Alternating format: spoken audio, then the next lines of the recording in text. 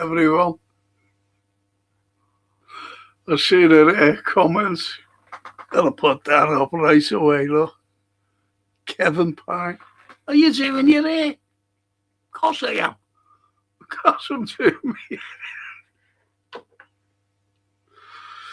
But anyway, yeah, it's good evening, everyone. And this is an open forum, talk about anything. It's anything you want. Anything at all.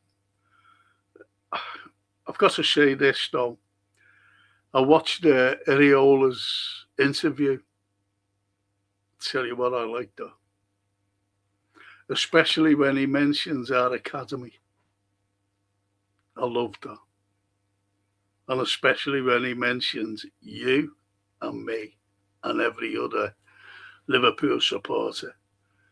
He said, I want to celebrate winning with you. More or less saying, I'm one of you. Well, he did say it, didn't he? So it's absolutely wonderful for someone to come out and say that from the Dutch cheese fella. But anyway, open forum, talk about what you want.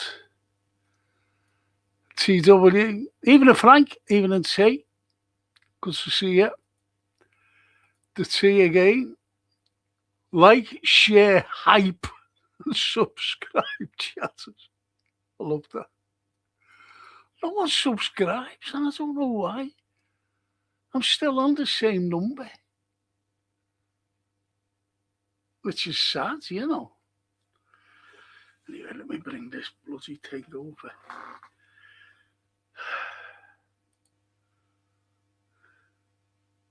Hello, Frank and chat. I'm watching Family Man on Netflix.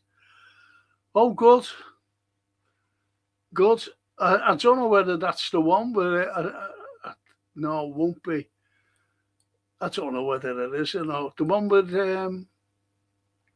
is that the one with Nick Cage? Because I think it's a very clever film. I think it's really good. What can you say about it? Warm. It's a warm film. Family film. It's really good. Big up, Phil, says the T.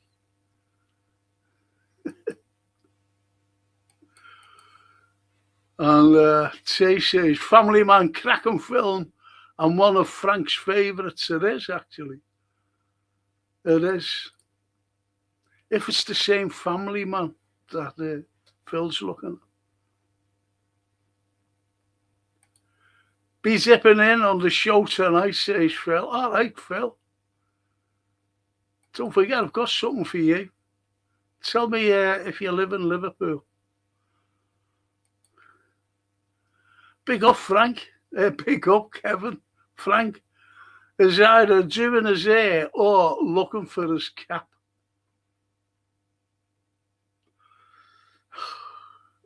Well, I would have been tonight because tomorrow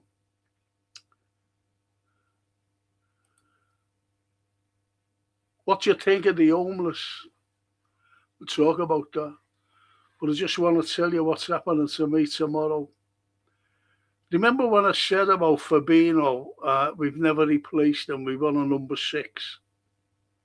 And this is going on for 4 years. Well, I've been waiting that long to see a neurosurgeon.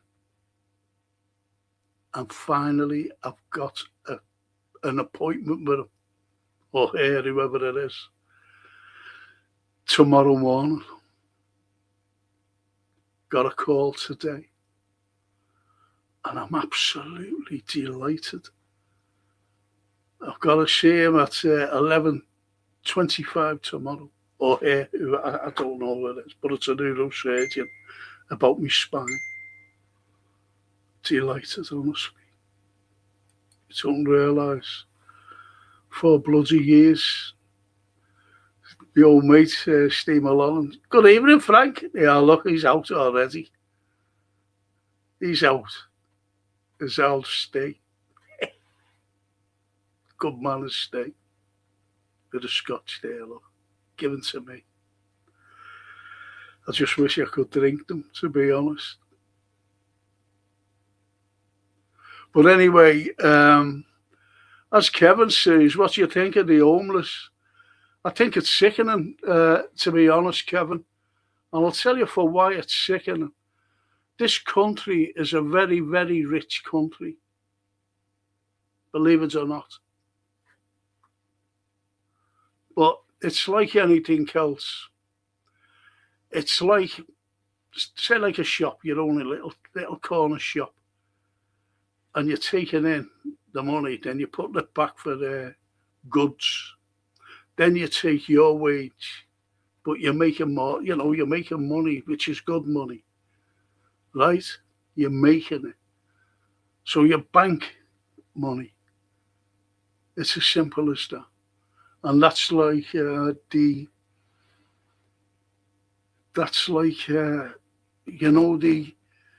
economy, the government. That's why we're not a poor country, we're a very, very rich country. And getting back to the homeless, that they could easily be sorted out. They really could. And then you look at the 5.4 million children below the poverty line. Think about that. And I'm still in touch with teachers who bring in soft drinks and little rolls for the kids to have, because some go to school without any breakfast. It's horrible. I remember as a kid going to school, we got milk, free milk. And that all stopped, didn't it? Through Thatcher. So they try to save on the economy. But what gets me about the homeless and the children that are below the poverty line is that we're giving money to escalate a war. I don't know whether you're aware of that.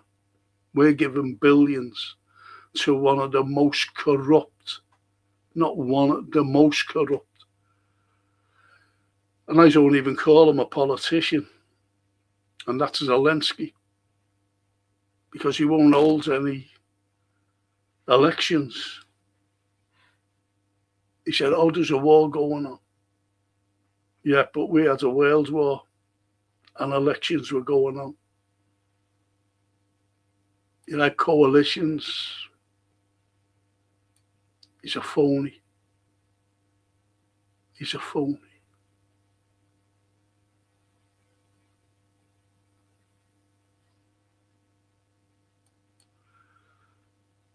So the homeless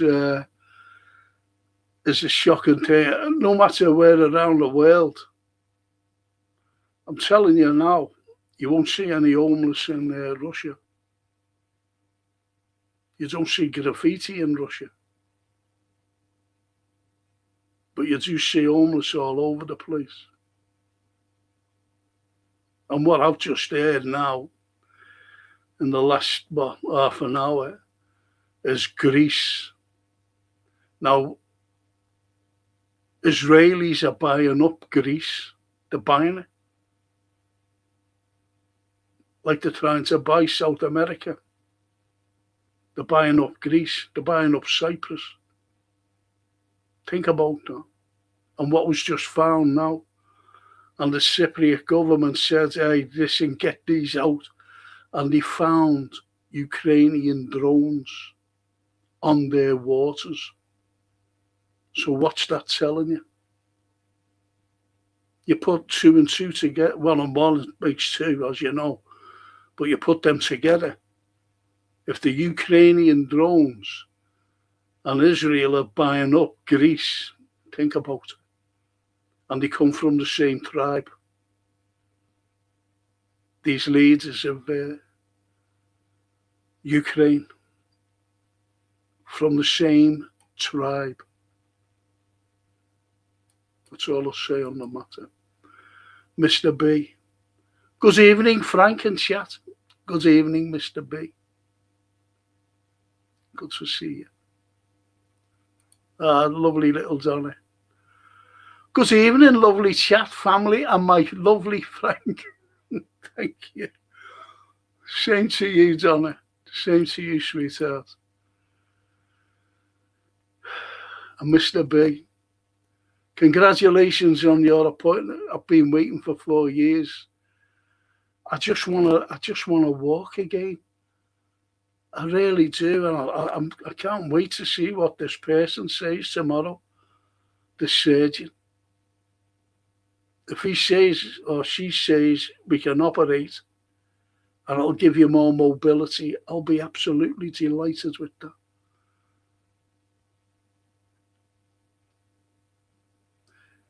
See, my granddaughter's just come back from Italy, paid for her to go over, her and her mother, paid for myself, but I was advised not to go. I couldn't have got around anyway, to be honest. But anyway, she loved it. And I promised her, I was talking to her, I said, how would you like to go and see where the family came from? 2 places in Italy. One, I said, is in a place called Atina, which is 9 kilometres or 11 kilometres from Casino. There's another place there called Latina, but it's not that. Some of our family got mixed up with it. I said, no, it's Atina. It's in the mountains. So she was made up when I said that, I'll take her to see her. And I will. I promised her, and I will take her. When everything's all right, with me, that is. And the other place is Napoli. Star-crossed lovers, my great-great-grandparents. Brilliant. So, I'll take her to the 2 places before I go on. Our lovely little Linda. Even and Frank and everyone, still in hospital. What do you think of our new manager? Well, I was talking about him before. As you know, Linda, I'm made up with him. I'll just put it that way. Absolutely made up with him. But no doubt someone will be talking about him later on. Linda.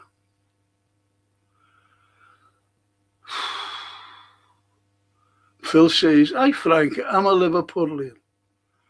But to speak like an Italian, I was born in Liverpool. I live in good, and I will die in Liverpool. A Venetian once said this. Venetian once said this when I asked in Italy where he was from. Venice. Well, I think that's great. That. What I'm going to do me a favour, Phil, because I always remember what you said about Mo Salah, and I'll never forget that. And I said, I've got something for you. So what I want you to do is send an email, to our description. Send an email. Jason will pass it on to me. I'll send you my details. And send me your phone number and I'll give you the ring. Because you'll be made up at what I've got. I'm telling you now. And you can have it. With my compliments.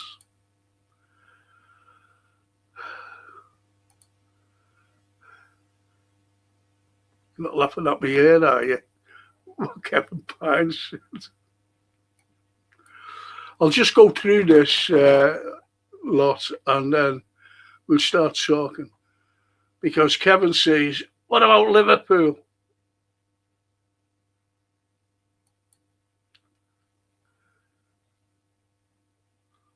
We're going to talk about everything. Do you mean the homeless in Liverpool? If you meant that, that's what I was talking about anyway. But it's a national thing, isn't it? It's right through the nation. The homeless, and it's shocking. And there's soldiers army heads who are homeless and they're suffering. They're suffering, as you know. Good evening, Frank, and chat says the master, the wooden master.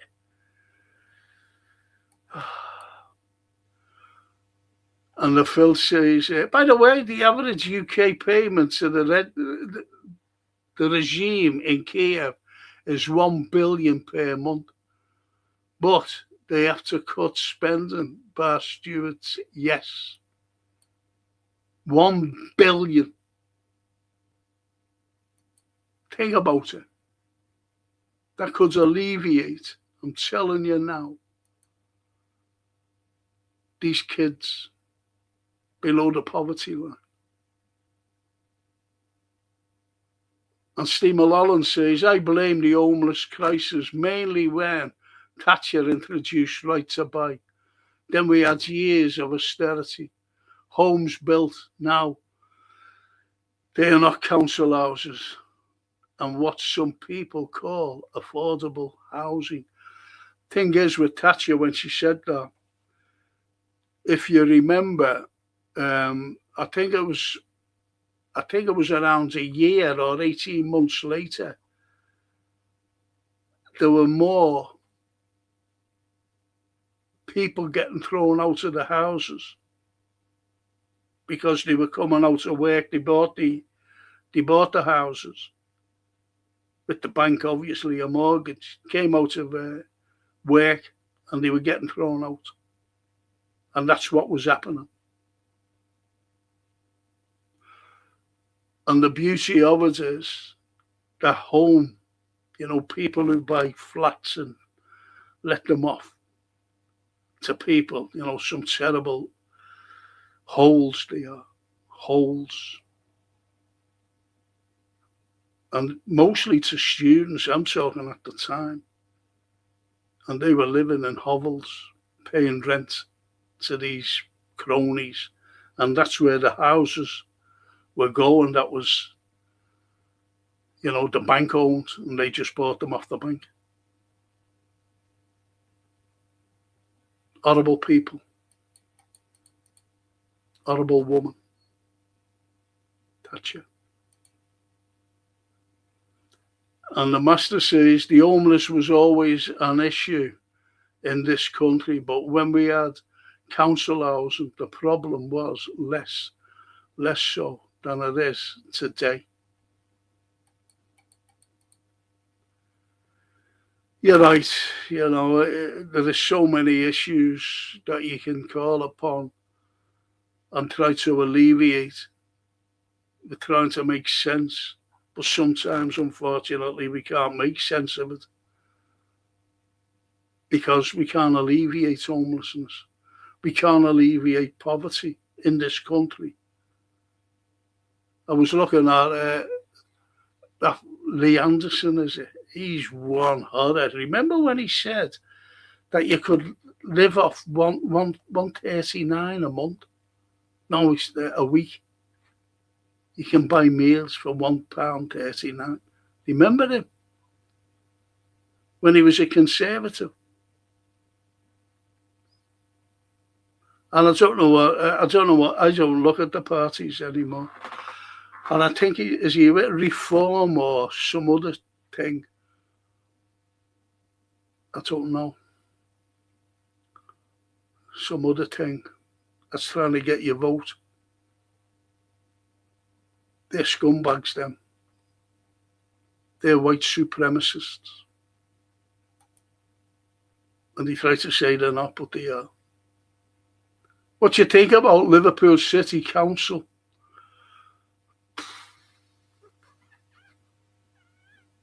I can't say too much, I'm being honest. But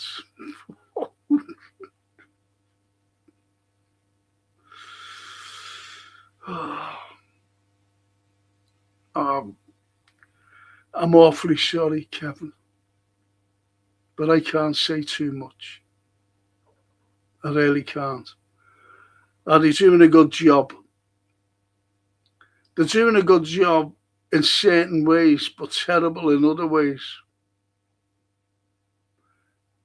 To me, they're just ticking over. They're ticking the city over.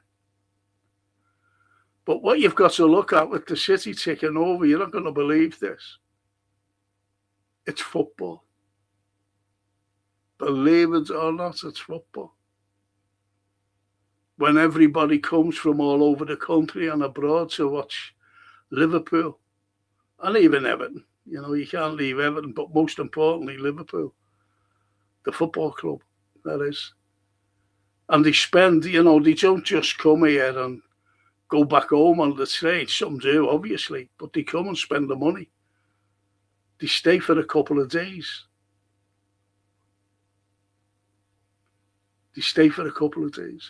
Liverpool's a great tourist attraction. So we've got tourists coming in. And our economy's great with them. It's not like Italy or, say like Paris, but Paris is going down the banks anyway. People who I know who's been to Paris saying that it's a dump. But that's up to the French. But Liverpool is a very attractive tourist destination. I know because, excuse me, when I was fit and taking people around, I was taking Americans around, even German television. They came to film me and we were walking around. Japanese television, filmed for them. French television, French. So I've taken loads around, and I'm talking about even Gloria Estefan. It's okay. I didn't know who she was because she had this bandana on and a big floppy hat and big sunglasses, the biggest sunglasses I've ever seen in my life. Didn't know who she was until right at the end. Know what I mean? And Robin Gibby.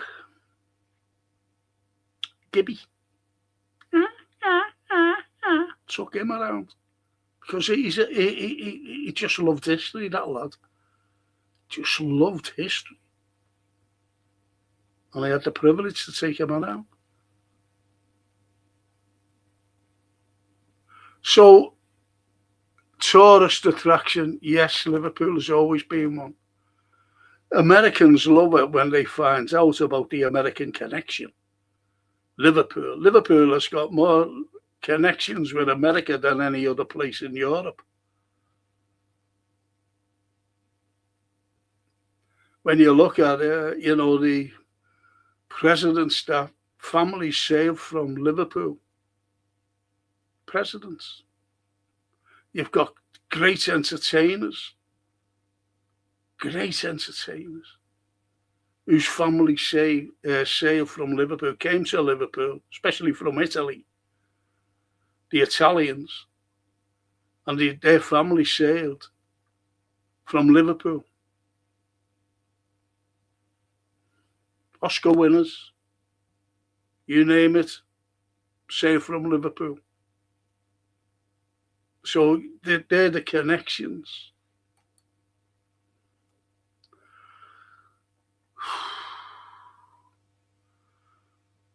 And the master, my local council gave its free council houses to the executives that work for this council. So that's nice. I know what you mean. That's why I didn't want to say anything, to be honest. They do good things and they do bad things.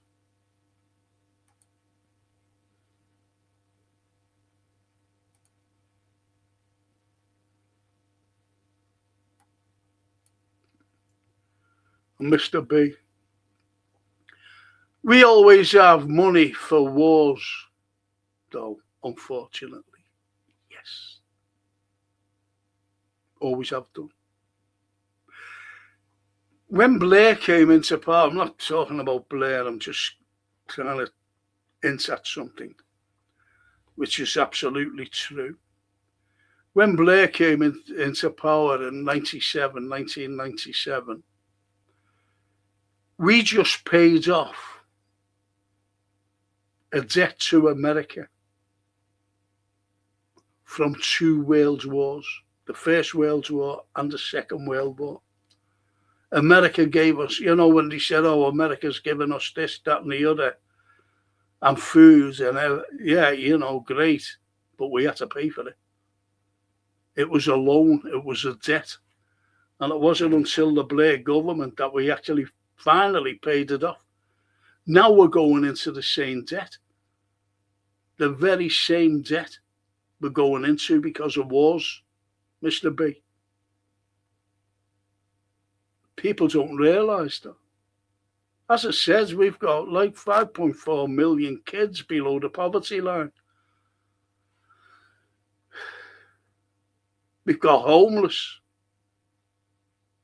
We've got people living in hovels with these private landlords.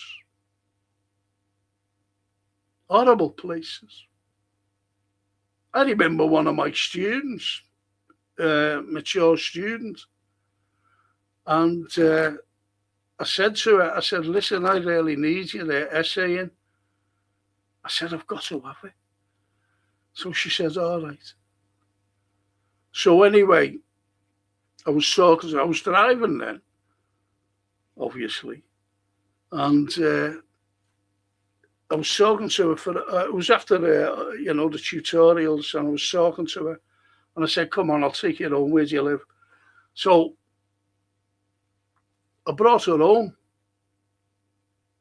Now this girl has three kids, single mother. She had 3 kids, lovely woman. And so anyway, I pulled up outside. Now outside her house was, one of the orange lamps, the street lamp, orange. And she just broke down. I said, what's up? She said, this is why my essay was late. She said, I have to do it underneath the lamp. I said, what do you mean, underneath the lamp? She said, she had no electricity. She couldn't afford electricity. So she, in a bedroom, one of the children's bedrooms where the lamp was, that's where she did her essays. That light. And she said, the light broke. I looked up, and it was it was smashed. The glass, kids, man, smashing it. She said, that's why it's late, I'm sorry. So I said, come on. Brought her around to a shop, got her some groceries. And I went in, she said, come in and have, please, she said, I don't, all right. And I said, well, can you pay your bill? And she said, I'm not on a bill. She says, it's a pay to go thing, a card. I said, what's that? So anyway, she told me, you get us out the shop and you just put us in your electricity, and your electricity's up. I said, come up, back to the shop again, around the corner. And I got her £10 worth. She said, that's well enough for me. That'll last me, that. So I got her £10 worth of petrol.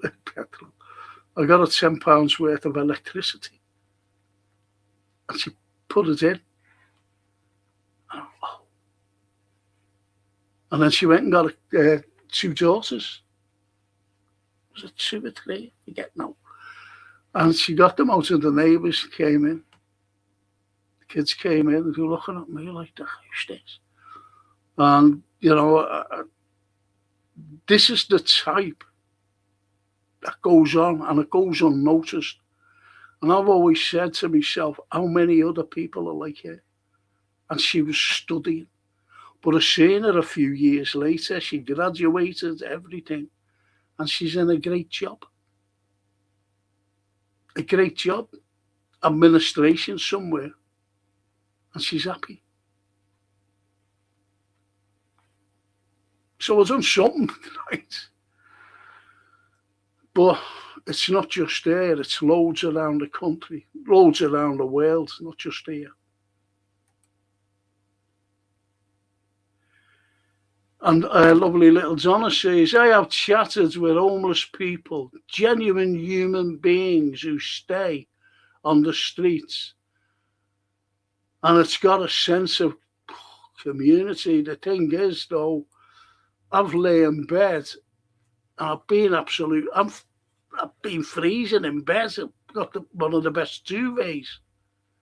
And I've been cold. And I always think about the homeless, especially when it's freezing, especially when it's lashing down with rain, because they're out in the open. It's no use in doorways.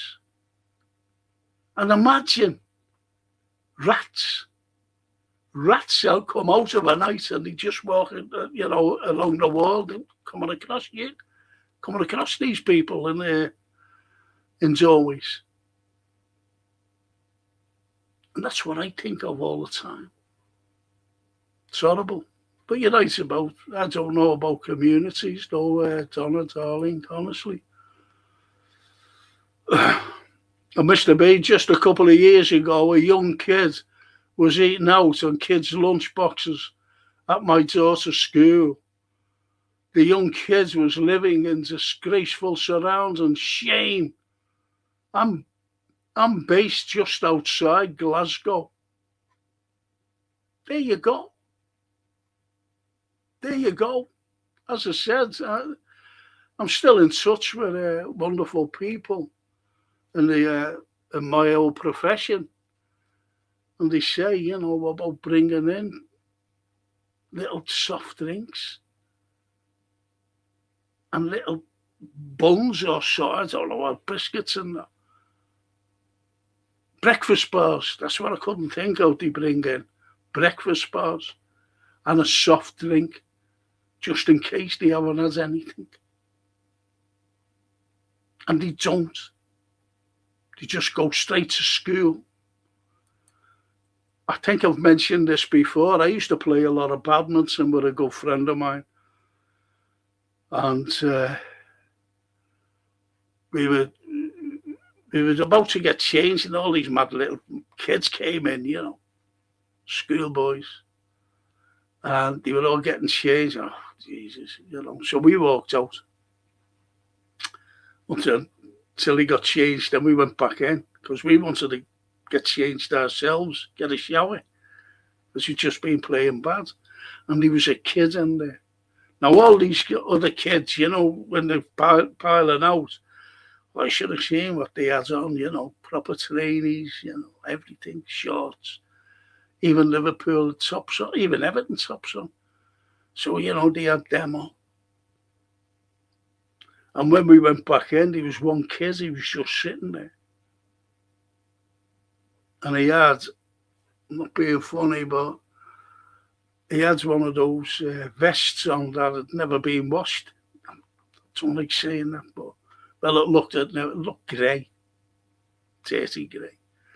Pair of mad little shot and a pair of black pumps. Black pumps. And me and Adrian Grandin, his name was, still is. Don't see him now, unfortunately. And we said to him, we pulled the teacher over, told him what we were. I said, do you come here every week? He says, yeah. He said, same time, yep. With this group, yep. I said, okay. And we mentioned about the little lads. He says, it's not what we can do. I said, well, we're going to do something. And we got the sizes off him. We never went to the kid. We went nowhere near the kid, the lad, the kid. The kid was about 10. And Adrian and myself bought him, we shut together and we bought him a top. A Liverpool top, actually, because he was a Liverpool supporter. Pair of shorts, not Liverpool shorts, but just an ordinary pair of shorts and a pair of trainees. That's what we bought him. And we gave them to the teacher. That kid was made up. He didn't know who got them, you know what I mean? We said, don't say anything. And we seen him, and he was made up. I'm not saying I'm any saint, by the way, but I'm just saying, help. But it's the government who should be helping. Really. I don't believe in charities. It's governments who should be the charity. Because they've got the money. And yet they're made up with charities because they don't have to give.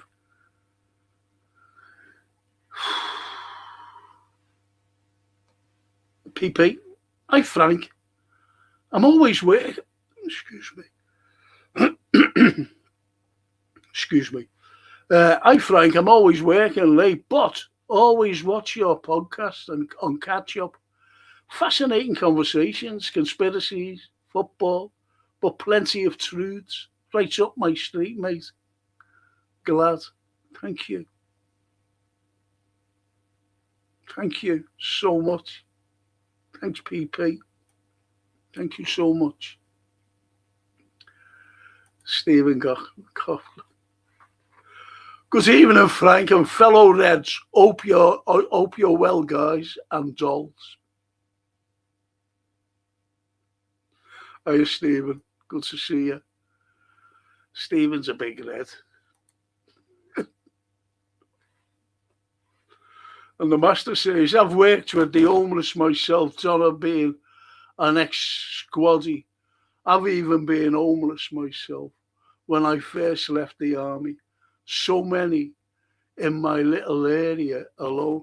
You want to see them here?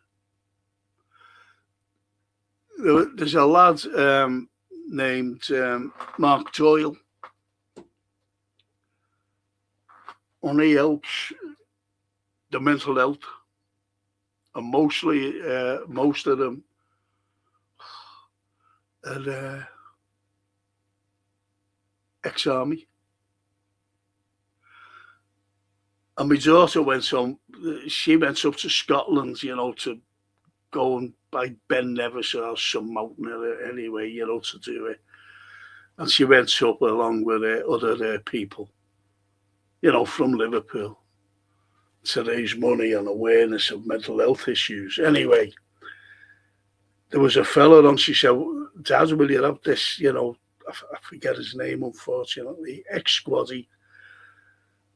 And he was a lovely fella, but he's suffering from mental health. A couple of months later,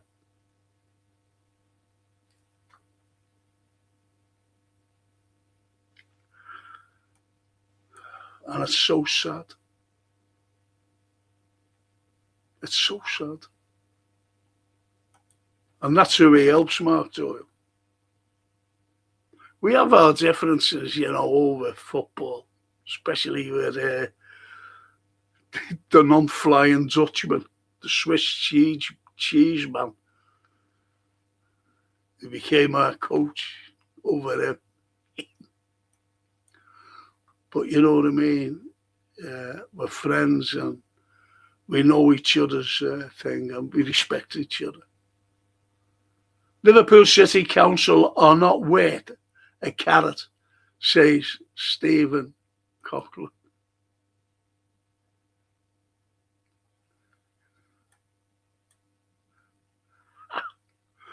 Not worth a carrot. Great that thing, isn't it? Do you know what? I love Liverpool sayings, doing me head in. Not worth a carrot in. Or here. Love it. Doing me head in is the best.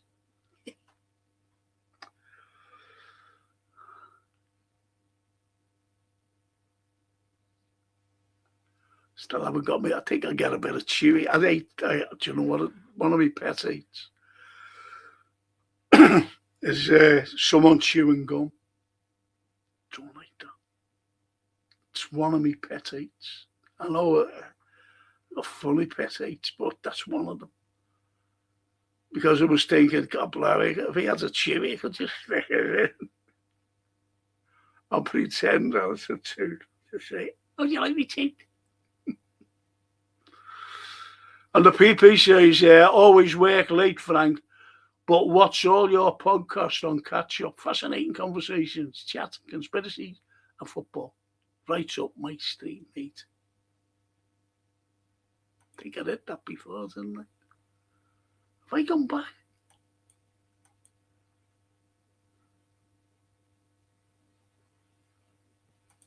And Wood, from hero to being on the streets.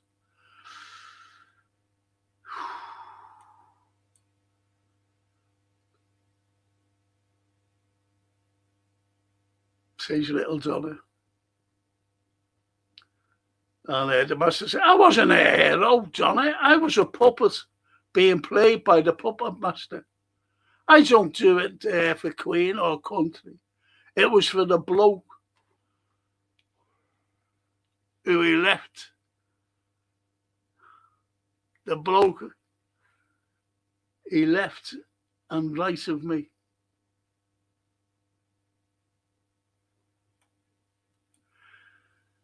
That's what I mean about, when I was asked to take Prince Charles around then, during our Liverpool 800th birthday.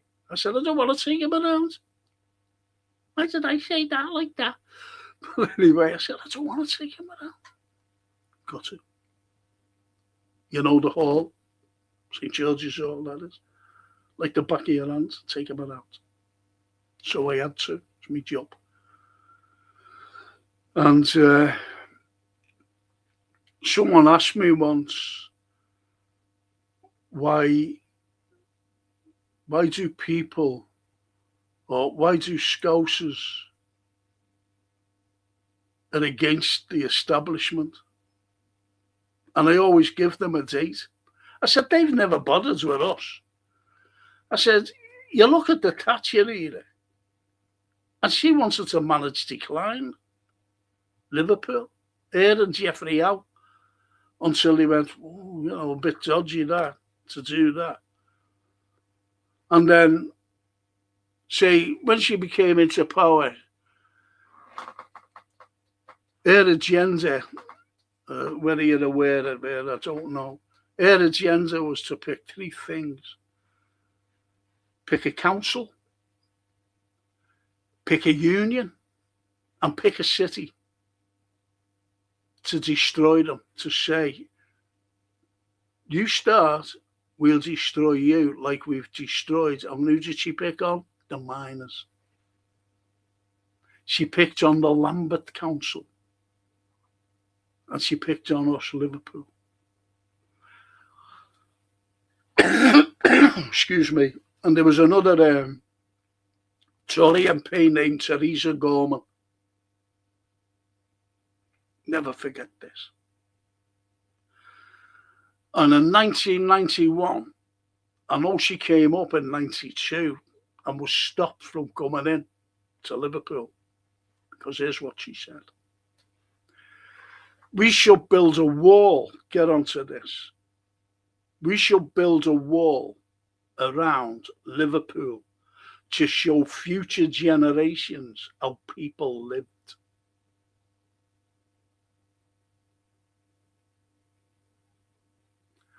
So you can imagine these Tories, because no Tories in there, Liverpool. You didn't even get banners, look at old games. Scousers hate Tories. And it's all because of this. Political. And it's shocking how Liverpool was treated.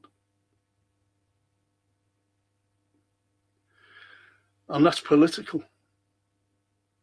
You even had Labour doing it as well. John Prescott, I went to a fringe meeting, and he promised us the second runway.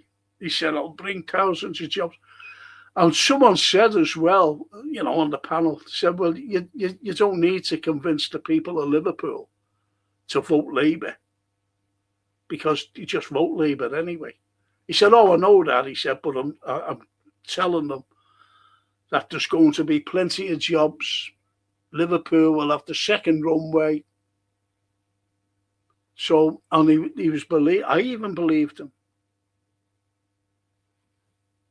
I said, that's great. That. Second runway. Speak. Jobs. And when they got in power, obviously the second runway went to Manchester. And when he was questioned, he said, I'll just get on, by the Liverpool people, that is. I'll just get on with it. That's what he said. So it's not just the Tories who turned their backs on Liverpool. Labour did as well, with him, Prescott.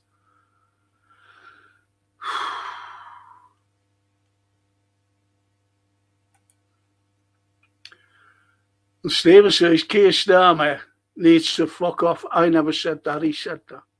Say, I haven't swore, have I? Keir Starmer needs to fuck off with his two-tier policing system that seems to be wrecking the country we live in. It's bad news, of course it is.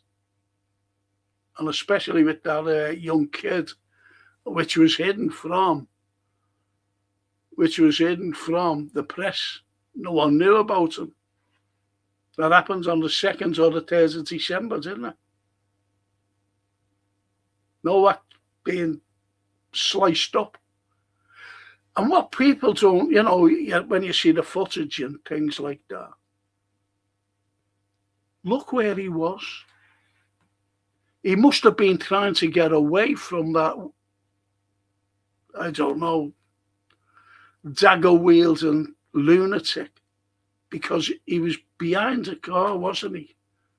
In the front of a car that was hard up against the wall of a house. And that's where he had to be dragged from. So he was trying to get away from him. And it was a racist attack. Definitely racist attack.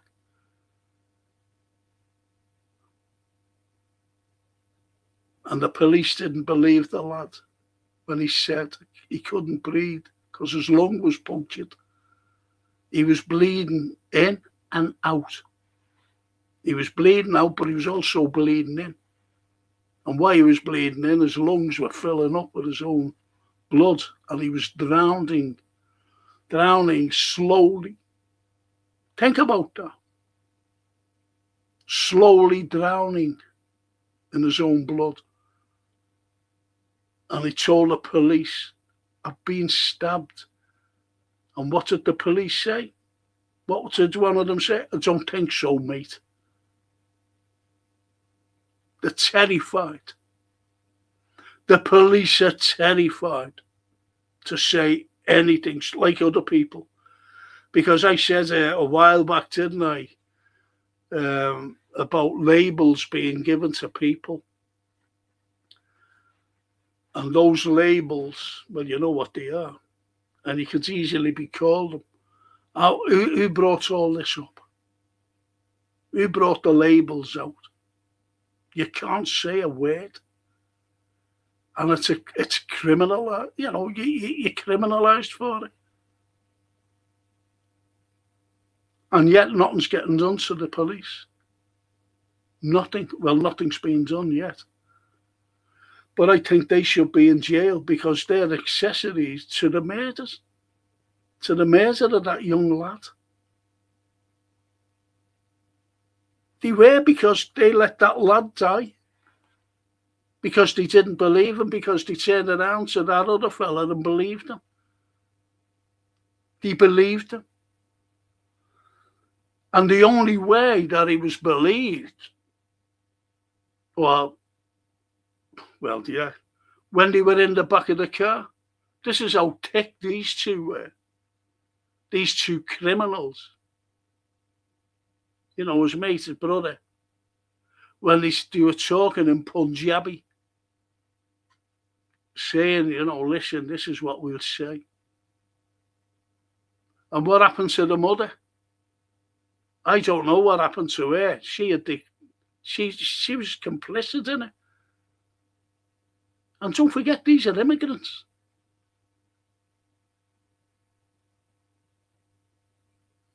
And she had the knife, so she knew that her son deliberately killed that young lad.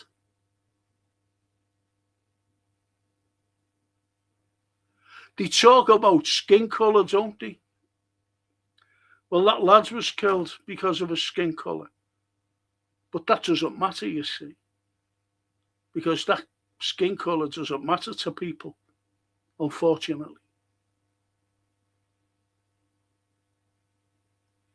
Suppose I'll get called a racist now.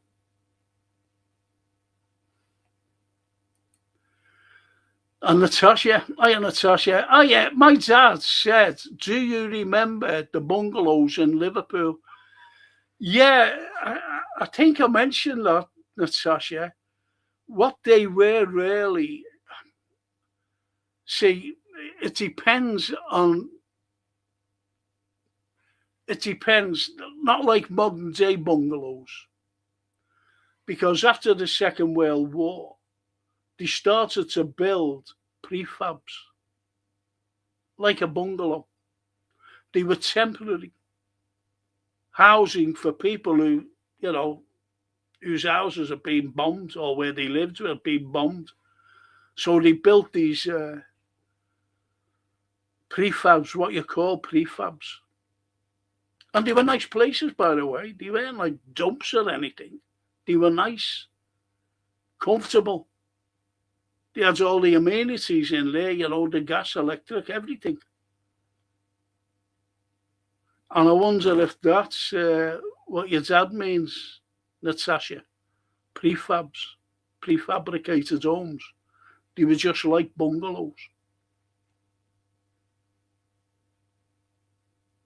And they were all around Liverpool because we were the most bombed city outside London, Liverpool. And Bootle was the most bombed town in the whole of the country. Because Liverpool docks, that was a target for the Luftwaffe. Because of logistics and the mobilisation, everything that went from Liverpool. From the likes of soldiers to arms to everything. From Liverpool, that's why it was bombed.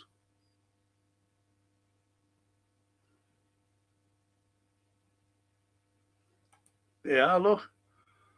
Natalie, Natasha, do you mean the prefabs? I think he does.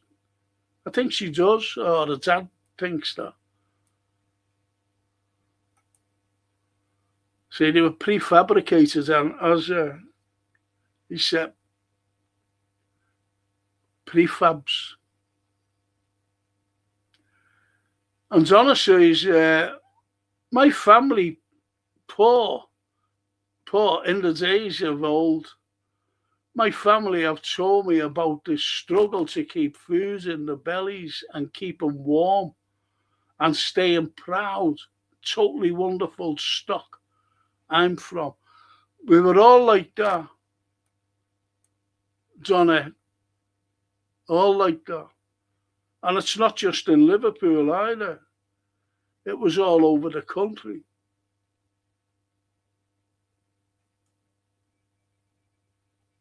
But yeah, working class, great.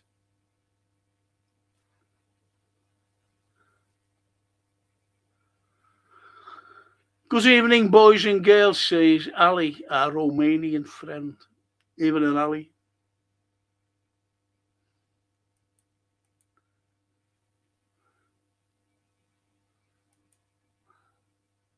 Mr. Bean. A great reorganisation was going on a few years ago called helping, yeah, you're right there, Mr. B. Helping hands. But who are the helping hands? Us ourselves. Thumbs upwards honour from Phil. We were the helping hands, Mr. B. But he held it to Phil. As someone said earlier, Thatcher put the spoke in the wheel of building real council houses. Excuse me. Jesus. Do you know what? Fuck. I can't do it. Can I? Okay, now. See, I swore. Didn't want to swear. Something fell off my knee, you see.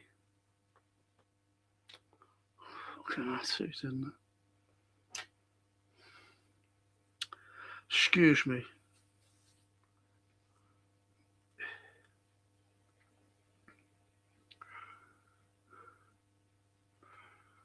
See the colour of these? The rims. The blue, you know. Blue. Jesus. Excuse me.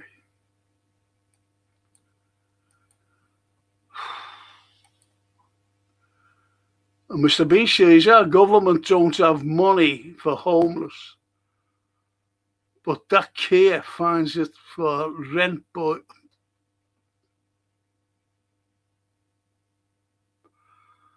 Though Ukrainian ones especially think about that.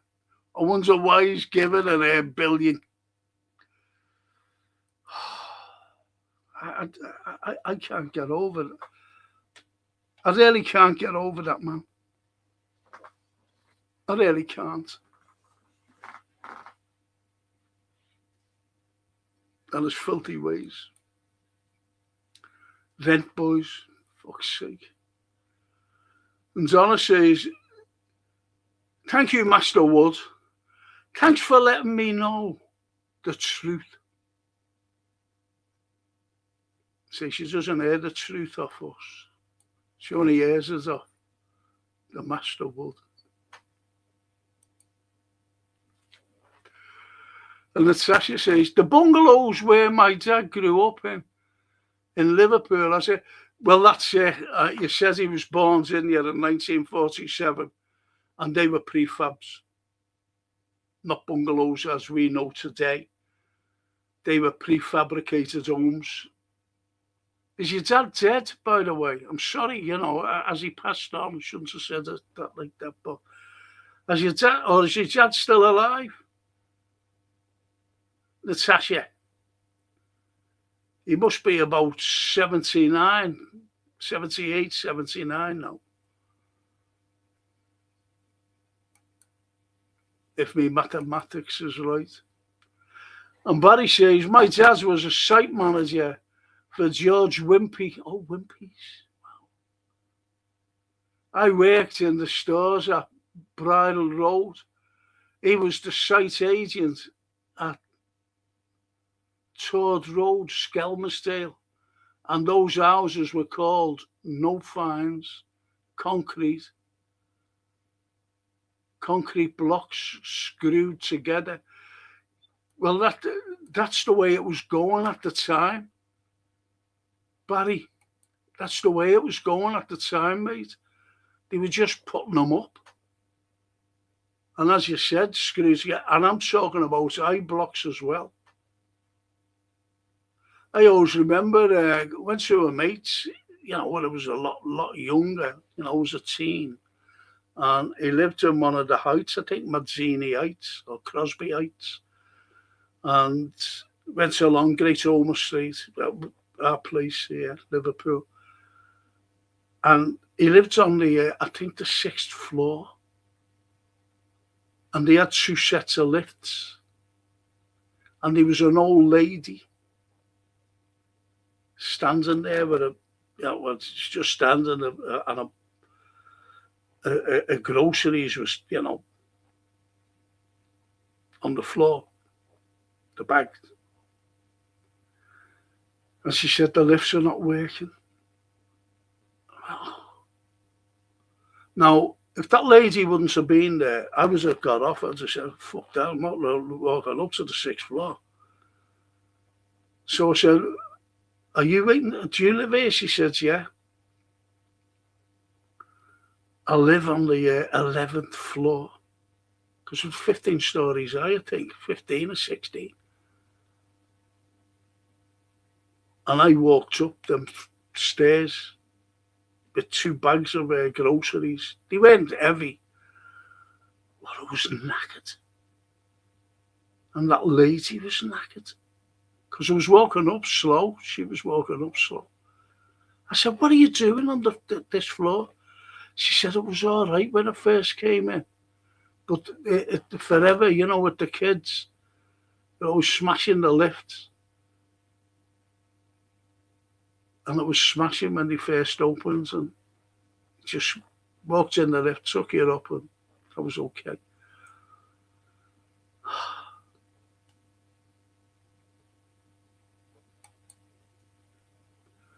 And Barry says, sorry, Frank, good evening to you and the chat.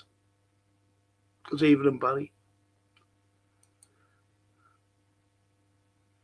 And lovely little Donna says, I was feeling a bit sad the other day, and my 88-year-old fabulous line dancing auntie, 88, said, straighten your gob because when you die, they won't wash you.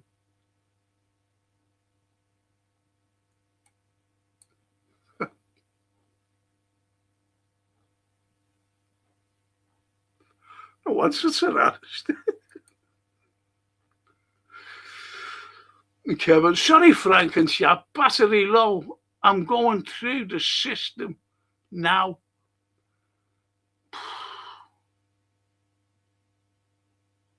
It's the way it is, Kevin Pine. It's the way it is, mate. It's the way it is. And Paul Keenan, yes, them coppers should be jailed and never let back into the police force. Paul, you want to watch some American stuff? I watch it. Watch it every day. Not, not for hours sitting there. Just pick a few. I was watching one where he's a traffic cop. Some big bully. Tattoos everywhere, And he pulls this lady over, and she has 2 children in the back. And he said, where are you going? I seen your headlight and all this nonsense. And he said, I want you to step out. She said, what for? Anyway, finally got her out. He said, I'm going to search your car. She said, what for? He said, I want to search your car. And he said, but what he was doing, sly boots, he was planting drugs. And that girl was done for drug possession. And she pays a lot of money to go and get her blood done and everything the next day to see if there was any drugs in it. And he wasn't. He finally got done, this fella, and he was loads then. This same cop seen it on the TV. And they were pulled up by him. And they were getting fined left, right and centre, drugs and everything. Even one or two went to jail. Because they had a few citations and never paid the thing. They went to jail. But I tell you what, he didn't half get. He went to jail himself. And the police force had to pay millions out who he belonged to. And that's what you want to watch, Paul. You want to see it. It's really bad. It's shocking. And when you see them, like if there's a shooting or something, they're half funny. They're funny. It's like the Keystone Cops. You see them all crouched down and they're all walking like that. They only hear a shot and whoa, they're all running away behind the cars. With loads of guns out, then they send for SWAT. It's not like Dirty Harry, you know what I mean, where he just walks in and starts shooting everyone. Not like that. They're not like that. Them fellas. The cowards. Telling you, cowards. And Mr. B, I'll take the knee for Henry. Thing is, as well, Starmer taking the knee for that man, Floyd. And you know the score now, don't you, about him? I mean about Floyd, that is. Big scam it was. People made millions out of it.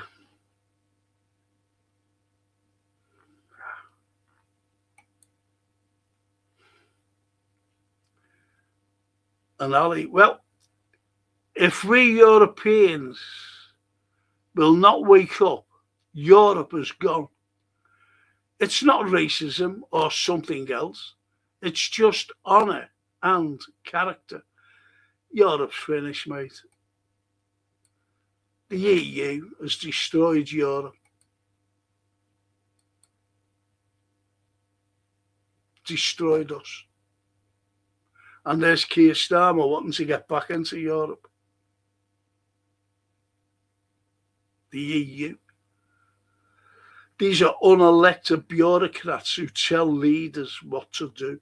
In other words, the globalists. I've looked into the backgrounds of the likes of that Kaya Callas. Horrible there. One horror. Mates. Did you see that someone called him, I think it was Fritz the Liar, and he's got his wages stopped because of it, so you can't say anything. Freedom of speech is gone. And von der Leyen, you want to see their backgrounds? Have a look. Look at their backgrounds, family backgrounds. Going back. Steve Mulholland.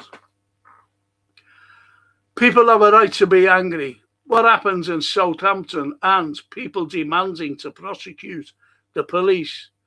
I keep mentioning to these people about Hillsborough, and we are still waiting for justice. That's why I never trust the media. I don't trust. Look, they kept quiet over that young Henry, didn't they? They kept quiet. But they never kept quiet about us. They kept telling lies about the Liverpool fans that time. We were there. And they kept telling lies and covering up. Catch you again. Again.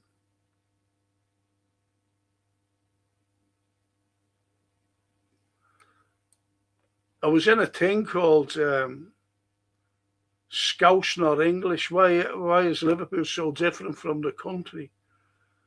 This fella got hold of me and he said, "Would you appear?" I said, how did you get hold of me? You know, I didn't know this fella. Not from here. But he wanted to do a programme. He goes around the world doing programmes about certain places. And he said, well, anyway, he said, I was told. And I appeared on it. And he asked why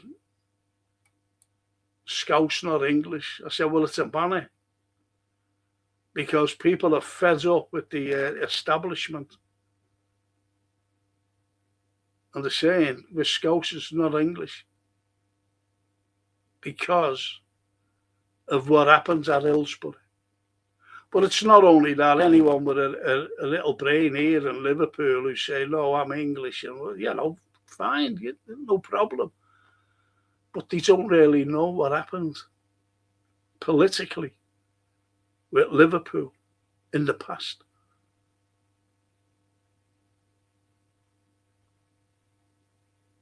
They really don't.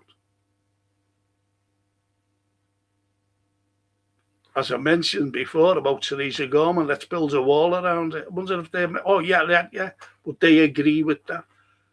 To see how future generations, not future generations of Liverpool, but future generations of Britain, Brits or English or whoever, let's see look how they lived.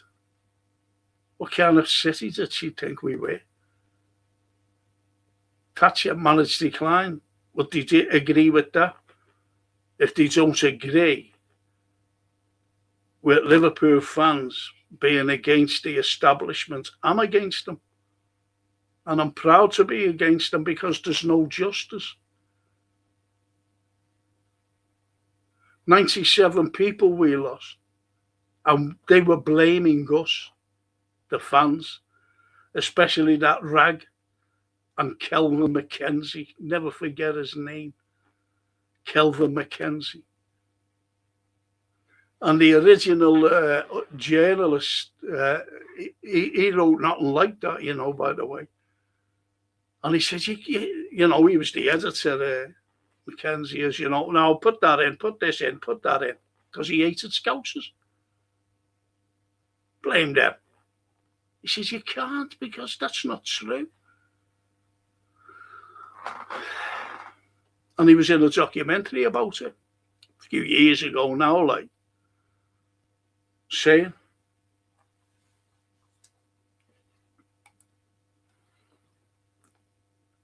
some prefabs in Runcorn have been made into lovely bungalows, say, Falkirk. They are, say. Paul's an entertainer, by the way.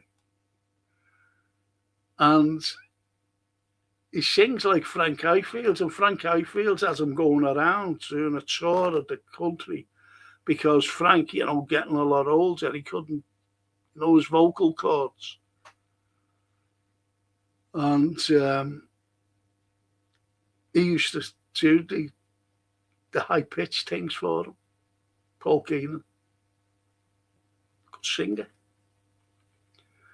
It's like me, my vocal cords went, as you get older, because I used to sing like Dean Martin and Frank Sinatra. Nat King Cole. Me. And John Lennon. No, it didn't.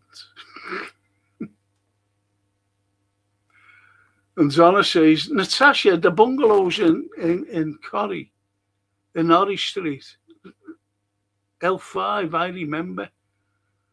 Norris Street, Corrie.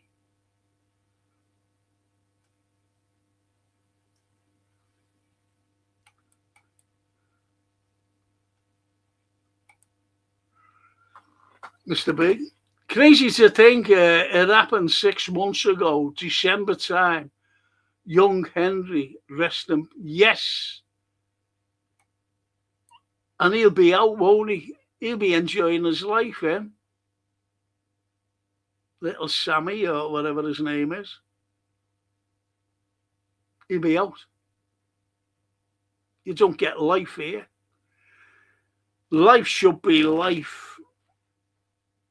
Never to get out. Like the Yanks. The Yanks too, life without parole. It should be here as well.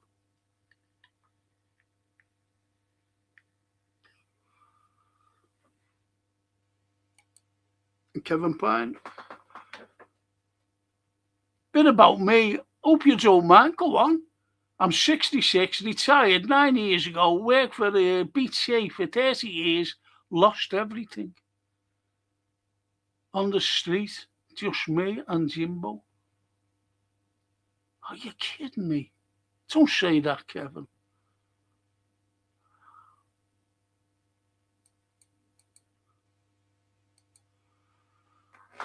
So no matter what you do, yeah, anyone can end up homeless, you know. When me and my partner split up, it's not that funny. I've got a good friend, and when he's got a cafe and that, you know, and I went down, I was having a cup of tea, just finished, I was working, suit the tie, because I always went. And anyway, he went, he said to me, he said, got a place yet? I said, no, I said, I'm living with our Francine, you know. And he said, okay. He said, come on, come with me. So I said, where are we going? He said, just come with me. So anyway, we went up to this person. And the person, and he went, you know, to me, come in. So I walked in. This fella opened the door because it was locked doors, and there was a big fella on the door. And he opened the door. He said he wants you to go straight through. And I went, okay. So I walked in, and he knew who I was. I never had it. I heard of this man. Can't tell you who it is, but I've heard of this man. So anyway, my mate was following behind me, and he said, "Hey, I'll sit down, Frank." I said, "Oh yeah, you know," shook his hand, and my mate went like that, you know, rather than the small talk and everything, introducing ourselves. He went, "He's homeless." And I'm sitting there, suit and tie on, just finished work. And he looked at me. He said, "Are you?" I said, "Yeah." I said, "Well, technically, yeah." He said, "Where are you living?" He said, "You're not telling me you're living in a doorway." I said, "No." I said, "I'm living with my daughter." And he explained, you know, what had happened. I said, "You know, I can't live with her and her fella and, you know, the kids." And so we went, okay. And he just rang up someone came around. And there's a true saying, it's not what you know, it's who you know. And I was all right within a couple of weeks. Through that. So I told you something, you know, that, as I said, it's not what you know, it's who you know. And I didn't know this fella personally, but my mate did. He's homeless. You know, it's the first time, like, you know, you don't realise, but you're not. Once you leave a home, you become homeless. No matter if you're going to live with a relative or whatever, you're homeless. And that's when it hits you.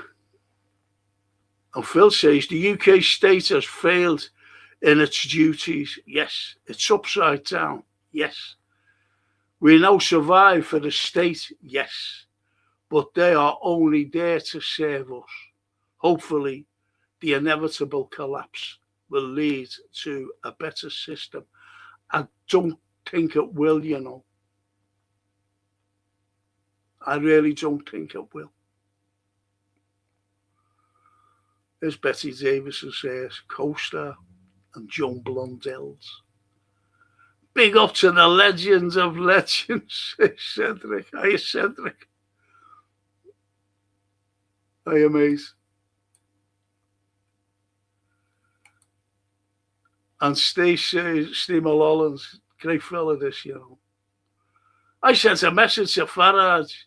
If he supported Hillsborough law because he endorses the scumbag, yeah, he does, and supported Thatcher, who called us drunks.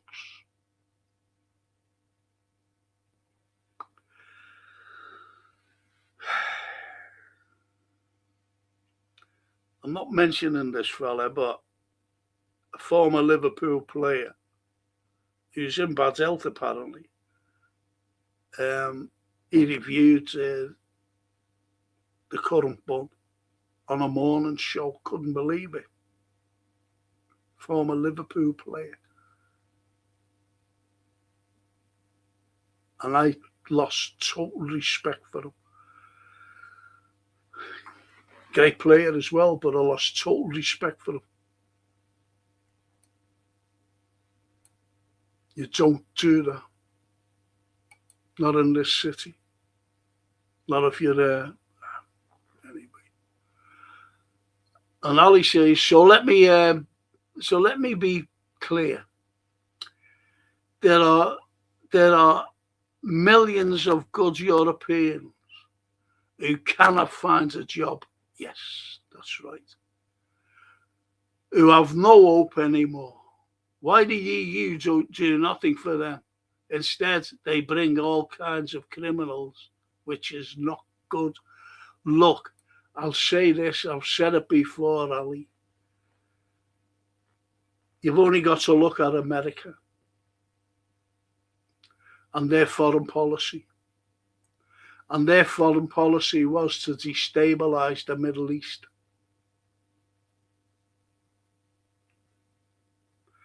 It's a massive thing. And my own theory on this is to destabilize the Middle East, make it war-torn, so that all these people would move into Europe. And look what's happening in Europe. But you've got to ask the bigger question, why? Why is America getting involved to destabilize the Middle East and destabilize Europe with migrants? Because as you know, it's happening.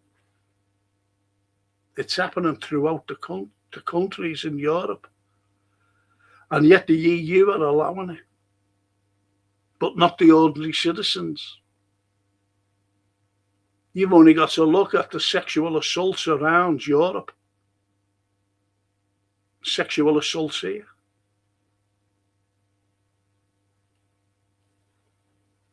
Am I right or am I wrong? So you've got to ask yourself, why are they doing it? To destabilize the Middle East, you're getting millions moving out of countries. The likes of Syria, for example, Libya, Iraq. You just look at where these people are coming from, these migrants. But you've got legitimate migrants as well.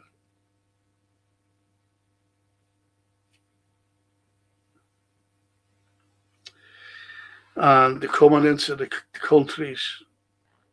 You'd even get boat people. They don't want to stay in France. They'd rather pay.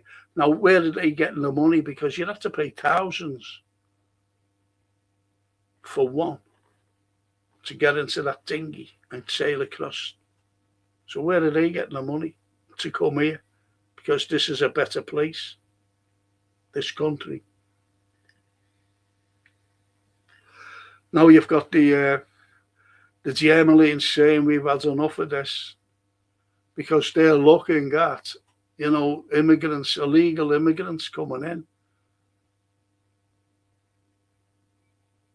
And they're getting benefits. Whereas ordinary Germans are saying, well, hang on a minute, this is wrong. But it's the same in this country as well. You don't mind legal, but illegal and getting benefits. It's just put up in hotels while there's homeless. That's what gets me. I didn't want to mention that, but it has to be mentioned. You're getting the English, even soldiers, who are homeless, while people are being put up in hotels. And look at was it a couple of weeks ago? A fella got, I don't know how long he got, for raping a woman, a girl, a helper in the hotel. And this fella he got deported and came back, then that rape started. So you see, it's the way it is. It's destabilizing. People saying, oh, it's terrible. This country's not our own. It's because it's destabilized. It's only going to get worse if nothing's done. The likes of Europe. But you do have people, France are kicking off. Germany's kicking off. I'm talking about ordinary citizens. They're all kicking off. You had the likes of Viktor Orban, of Hungary, and the globalist all. He didn't want any immigrants. He didn't want to give any money to Zelensky, and he held back everything. He held everything from the likes of Zelensky wanting to join the European Union. He held back on that. But they got rid of him. The EU. They ganged up on him, got rid of him. The likes of Romania, for example, where Ali comes from. There was a fella named Georgescu, and he was going to win the election. And because of his policy, like, we're helping Romanians, we're not going to help Zelensky and a war that's got nothing to do with us. We're not going to give him money. We're not going to give him arms. We're going to help our own. And she cancelled the elections because he was going to win hands down. See how corrupt they are. That's the way it is.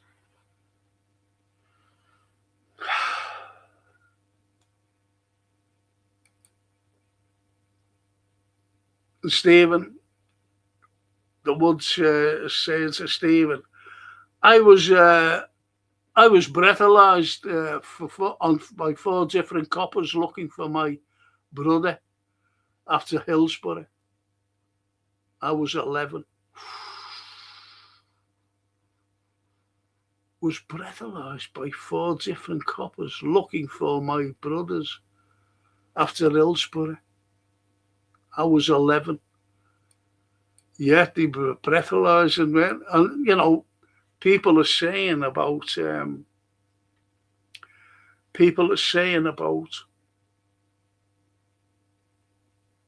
why do they boo the national anthem? Because they're the establishment that told lies about us and cover-ups.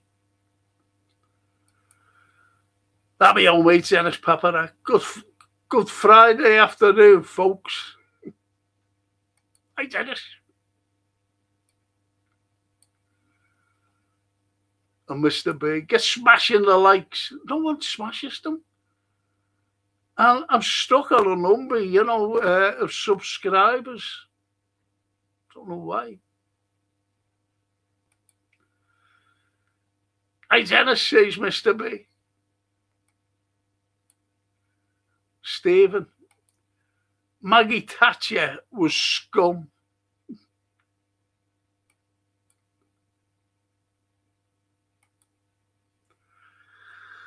She had a lot to answer for with us. There was only one Tory. It was all right for us. And he's done a lot for us.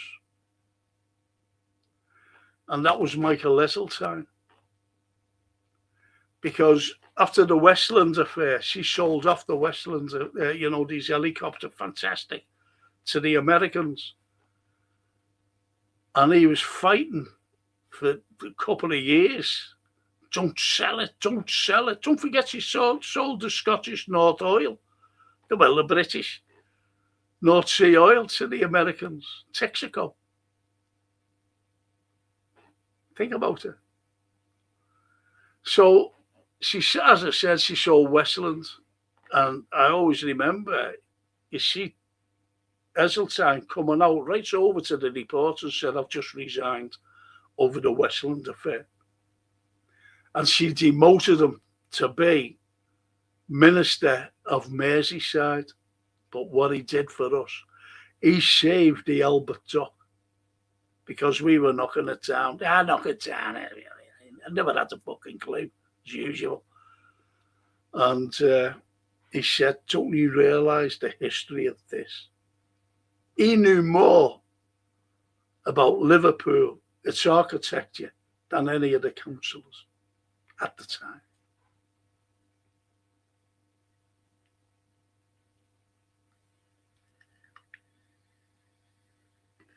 So we have to thank Michael Heseltine, a Tory.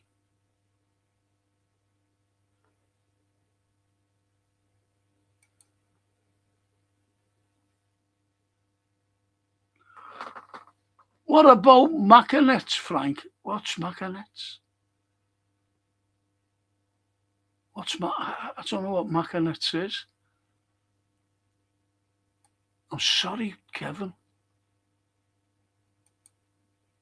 And Phil says, Frank, my dad will be going out. Hang on. My dad will be going out. And if any of us asked him where, he would say he was going on a message.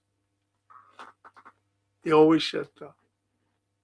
Phil, always, mate. Where are you going, Dad? On a message. We all had it. We all got it. And Donna says, Phil, my dad as well.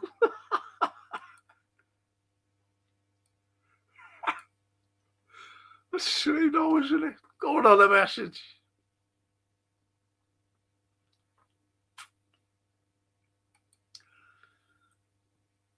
And the woodmaster. Doesn't the saying going to see a man about a dog? Yes. Come from Newcastle Brown Alberta. The 70s.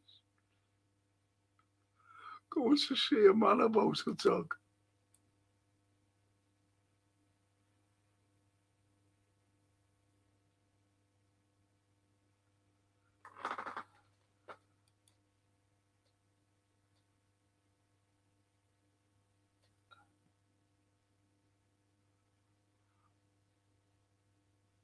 And Kevin says, never be sorry to me, Kevin, lad, honestly. Don't apologise to me, mate.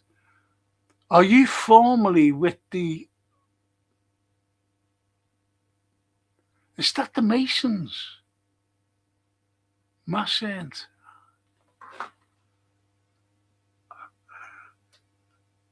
If that's what the Masons... No chance with the Masons. I've given talks there. They've always wanted me to join, like, every time I went. So, no. If you mean the Masons, no way.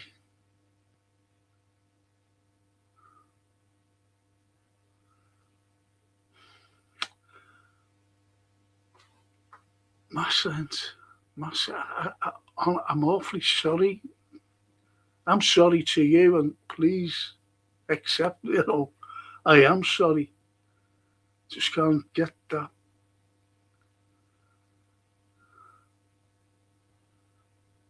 But don't ever be sorry to me, Kevin, lad. Please. We're all good people on here as well.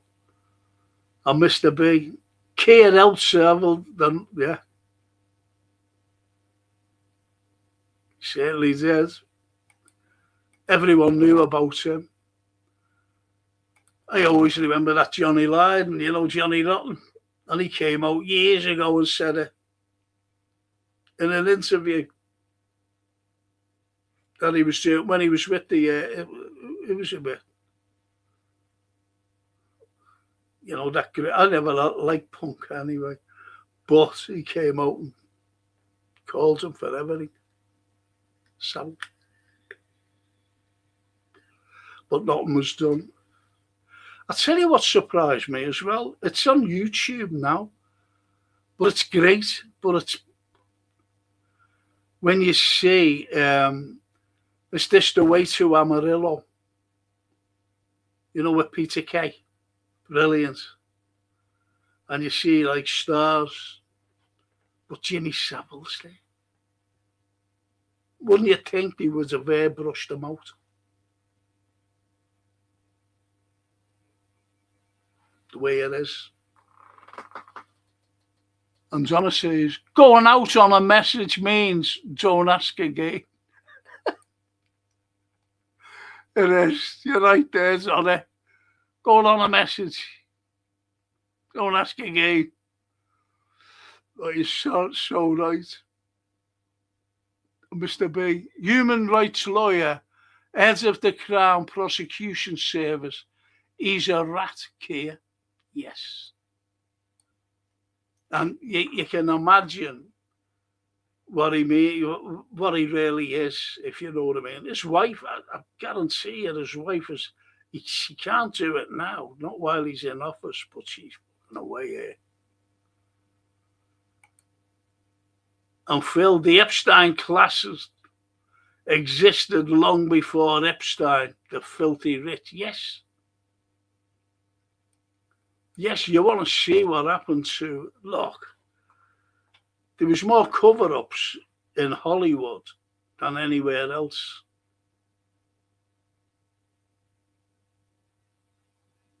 Hollywood. You've only got to look at that horrible man, Kirk Douglas.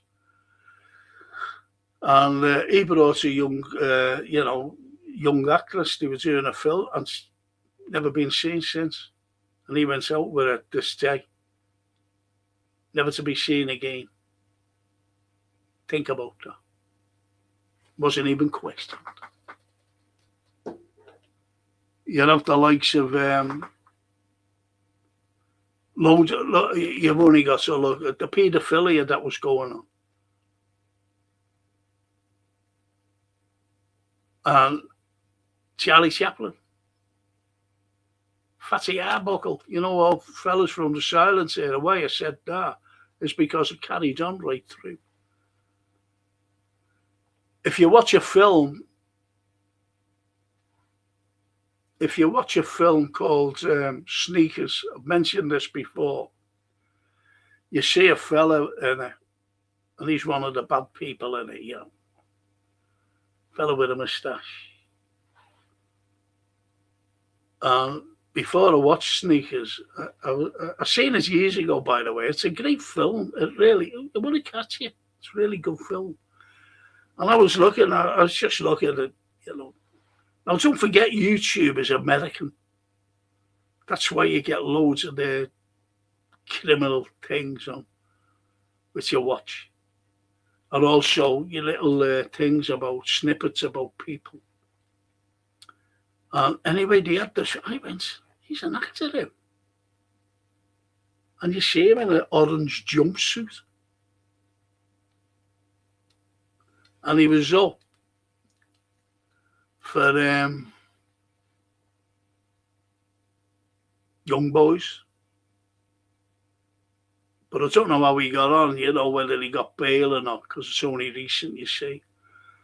And then I was watching another one, and I got the shock of my life. Do you ever remember the Beatles on the roof? Get back. That. Right, the Beatles on the roof.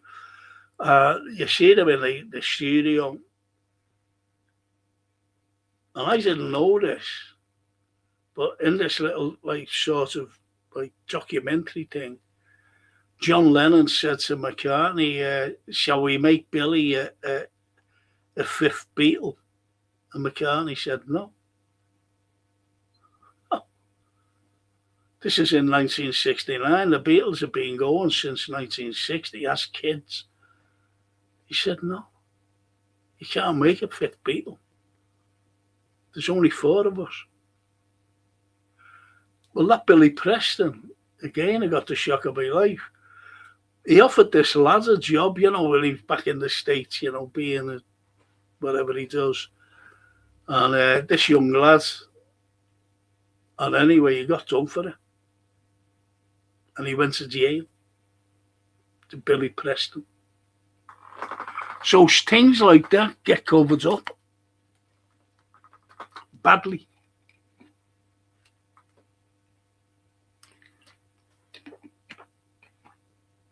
So could you imagine him becoming a fifth Beatle? All that happening? Okay, now.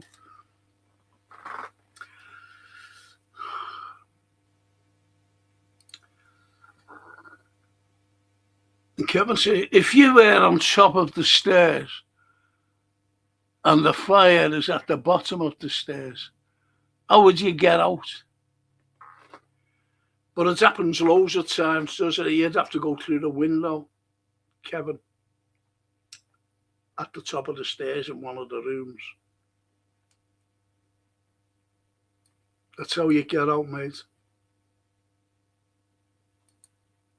And the master says to Kevin, that saying is okay between friends and families, but government don't care if you're burning. No. No.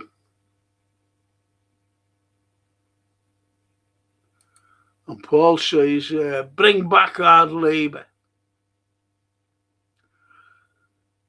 Unfortunately, it'll never happen. It'll never happen, Paul, because people are getting away with everything.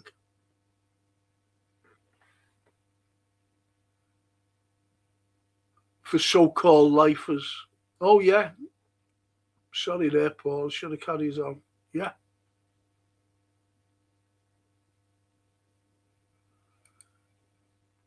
And Kevin says, that's why I'm on here with you and your chat. Thank you. Because these are good people. You're all good people. Well said, Kevin, lad, says the Woodmaster. Yes. And Mr. B. My in-laws split up last year. It affected my father-in-law massively. They didn't split up. They drifted apart due to her pissing the bed. Oh, she was drinking heavily. Oh, bottle it.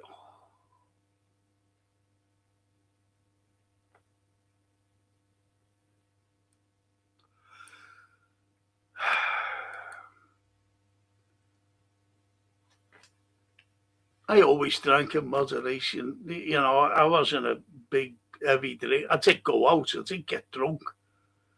Obviously, you do get drunk. But I wasn't like one of these who... I always said that I always drank in moderation.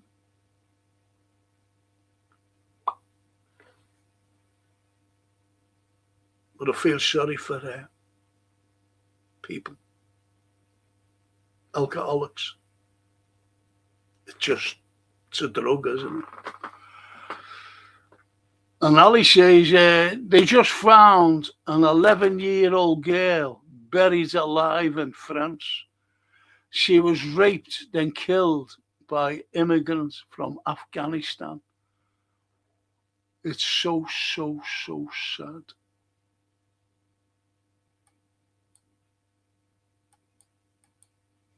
It's horrible. Things like that. And Kevin says, because I get my pension, my money, I can't claim. So sorry, we can't help you.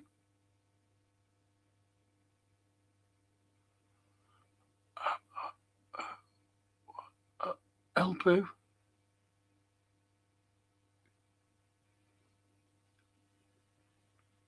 Help who? Yeah, Kevin. Help who, mate?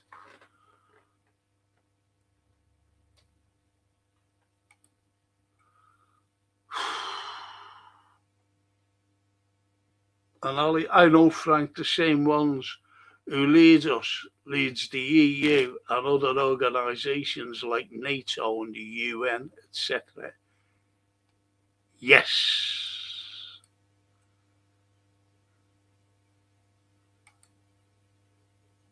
Oh. Have you got a place now, Kevin? Oh. It's horrible, isn't it? How lucky are we? How lucky are we? Lorraine. Hiya, Lorraine. Hiya, Frank. This is the way it is. It's all been planned because Muslim war. That is, in a nutshell. Yeah, of course. It that's why they started it. That's why that little country in the Middle East who wear tiny hats, the tribe, not saying all of them, but a certain tribe, they wanted to get rid of them all. They'd love to see the Middle East rid of every one of them. It's the way it is. I was looking at something just before I come on here, and the biggest mosque, the planet today blows up. You can't do that. It'll cause mayhem if they did that, especially the one in Jerusalem. I've seen footage of these people spitting at nuns and priests and everybody else that are non of their religion, spitting. Just see it.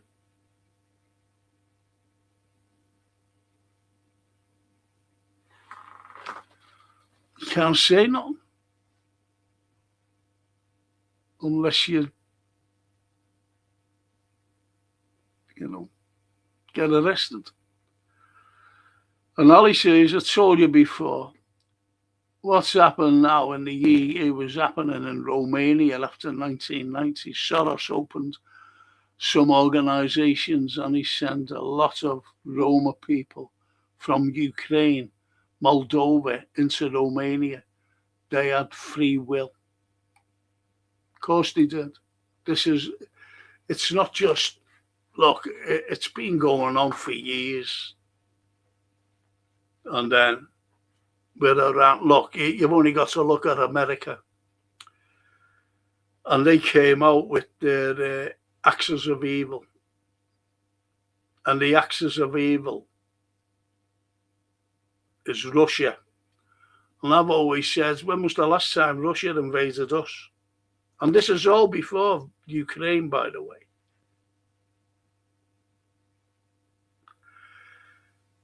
China. When was the last time China started invading, Europe and places like that?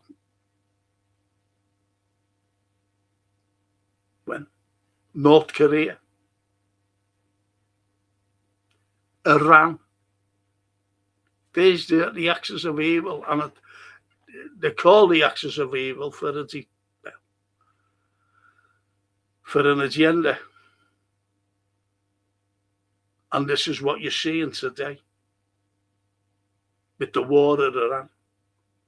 They're getting bombs at Iran. And what's Soft Lad saying? Trump. It's self-defense. What's self-defense? Self-defense against it.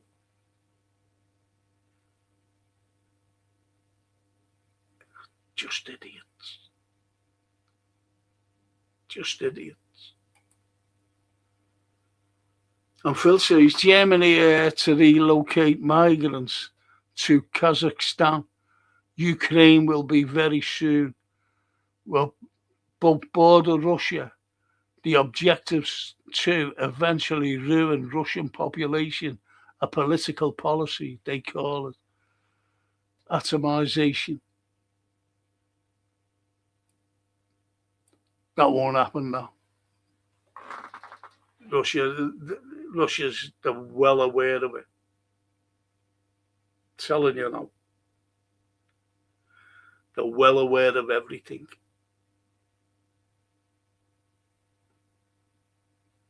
But I'm beginning to get fed up. I think, especially with that dormitory being blown up and killing those schoolgirls. I think that was shocking. That was a target. That was to provoke them. And then what else was it? The other night, a coach killing people and injuring loads more. A coach just taking ordinary civilians across a bridge. deliberately it.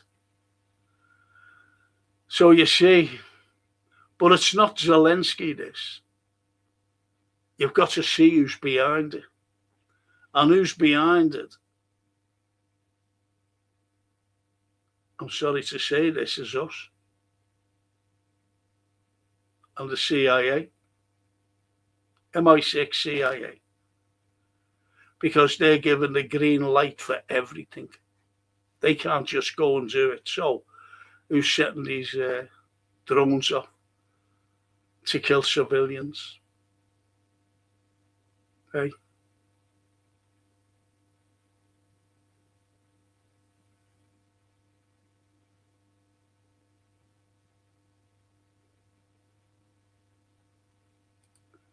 And Dennis, need to wrap off, folks. Have a great weekend seeing England versus the Kiwis here in Tampa tomorrow.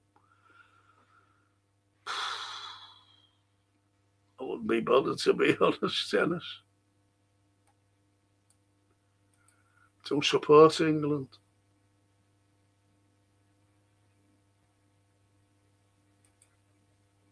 And Phil to the Wood. Bar stewards trying to flesh out their alibi. Yes. The bastards trying to flesh out their alibi. Yes.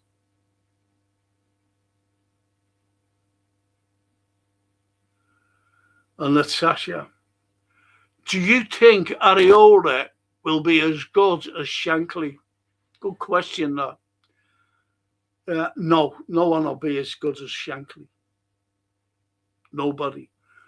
But Klopp, he was a mirror image of the Shanks. No one could ever be like Shankly. Nobody. Because what that man did, he gave Liverpool a name, if you know what I mean, in sport. He embraced the city. He embraced the fans. He embraced every Scouser.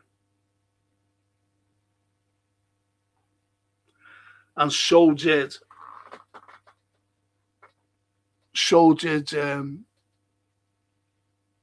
what's his name? Klopp. You know, you're not like, I'm not saying about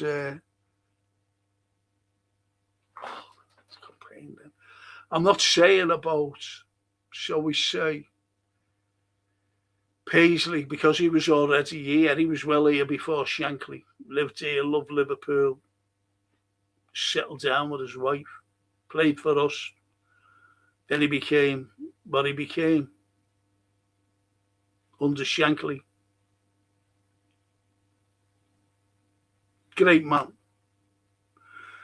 And there was no need for Kenny either or Joe Fagan, because he was a Scouser anyway,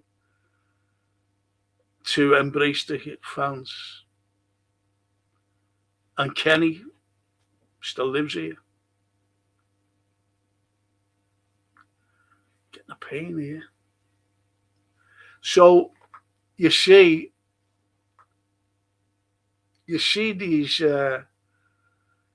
these managers, and Areola, I loved what he said, because he said, I just want to be like you. I just want to be like you. Not like the previous Cabbage Head. Not like him. Lovely man. Maze up with him. But no one will be as good as Shankly. But he's embraced the city and the fans just like Shankly did, just like Klopp did. So that's one giant leap, Natasha. One giant leap for the man. And I'm going to follow him with pride.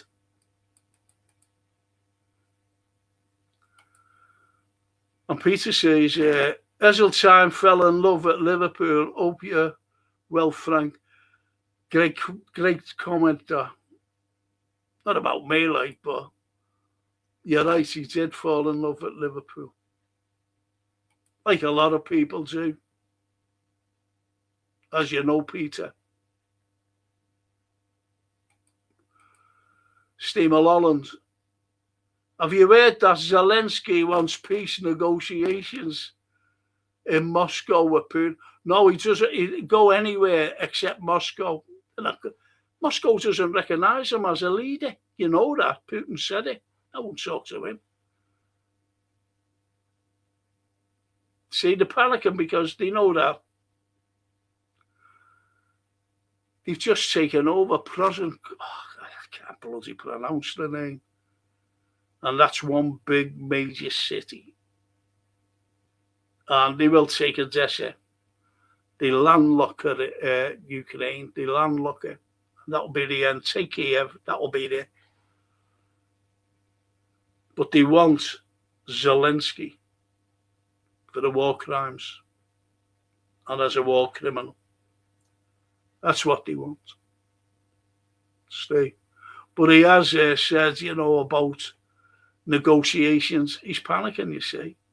He's got nowhere to hide, nowhere to run. And the amount of money that he's stolen, he won't enjoy that. Lovely little Johnny. I've just had to chase my little dog round the street in my bare feet. Oh, what a sight. Why was your dog wearing your shoes or your slippers?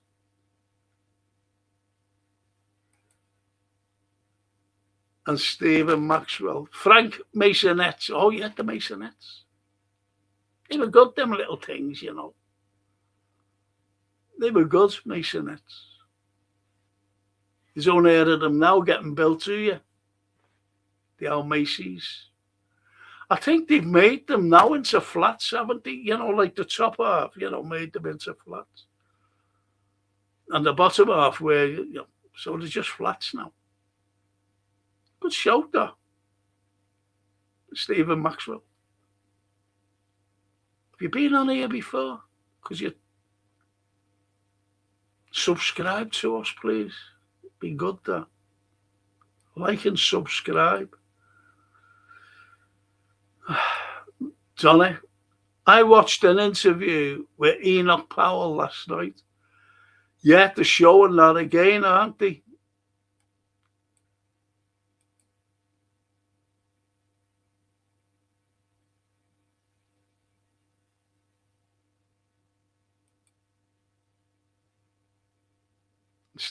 Frank, it's Steve Masonette. It's Steve Masonette's flats. It's flats. Frank, it's Steve Masonette's flats. Yeah, Masonette's has it upstairs.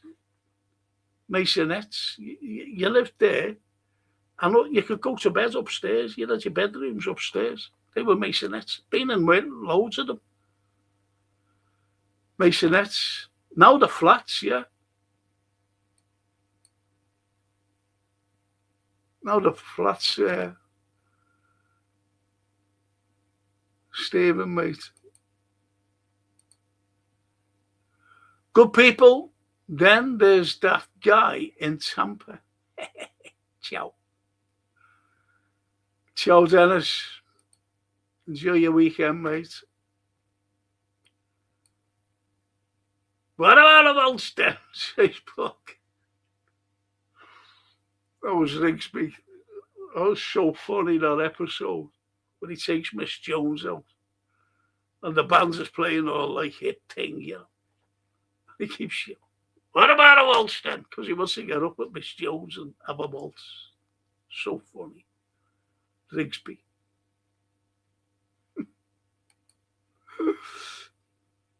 Natasha. Brian wants Ingamoa, yeah. Yeah, they do.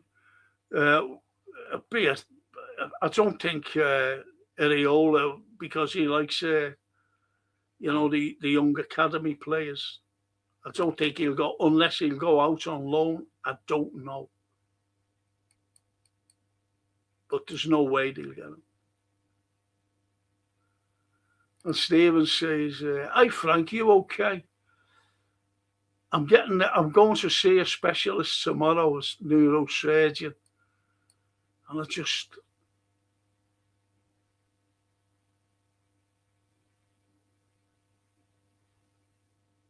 just hope that hope this person can do something for me. That's all."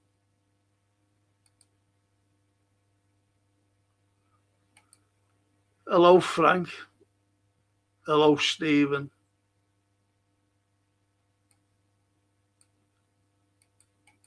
Come on, Stephen. I won't be. I think you're taking the fucking piss, mate. So no one takes the piss now. Donna says, "I've got an appointment with a rheumatologist in the private hospital next week. It's my health and can't rely on the NHS." Yeah.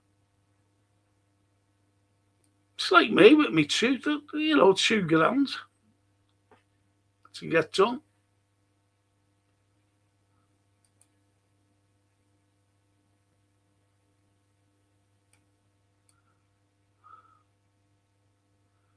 I'm going to block you there, Stephen. You're taking the piss. No one takes the piss out of me, fella. And no one takes the piss out of the stream either. All right, so you're fucking gone when I read this out. People have no idea what the Gypsies or Roma people did in Romania after 1990. Traffic of girls, drugs, killings, rapes, steal, beat old people, stole their houses. They own the mayor and the police. It's like hell.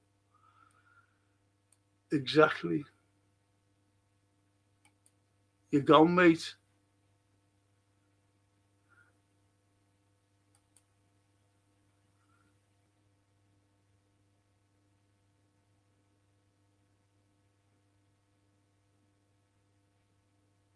You're either a divvy or you're using another name.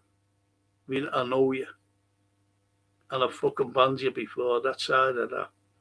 Or you're just an arsehole, which you've just come out of. Bye.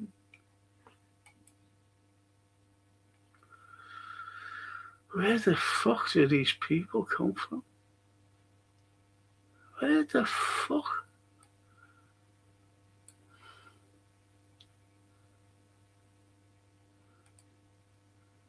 You don't need to spam, Frank. See all the messages. Yeah. He's a phony. See, I've got moderators on here. No one fucking moderates for me. So I have to do it myself. So it's a waste of time. Raw Scotchness, says Mr. B. Phil. Frank, West terrorist attack against civilians. The West is fucked. Even after parrying away some yes, concludes that Russia has all the ingredients for a successful future despite the West. Yes.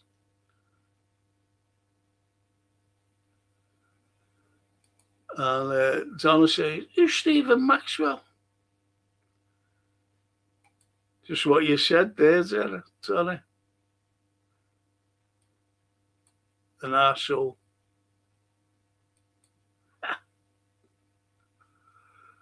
And Ali, "Bye, Stephen." Just arseholes.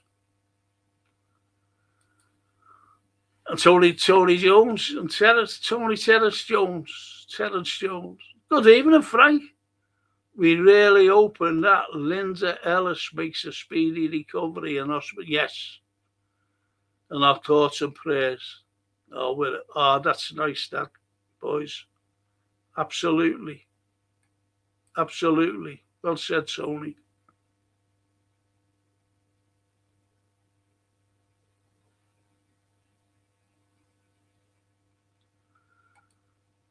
And Ali, do you know what? I was looking at him today, and I was going to message, but it wasn't a live thing. I was going to message.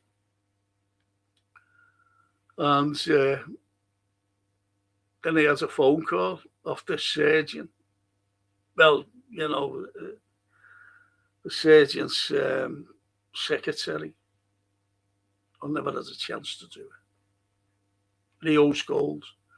He's not half dedicated, Red, him, isn't he, Ali? Very dedicated, Red.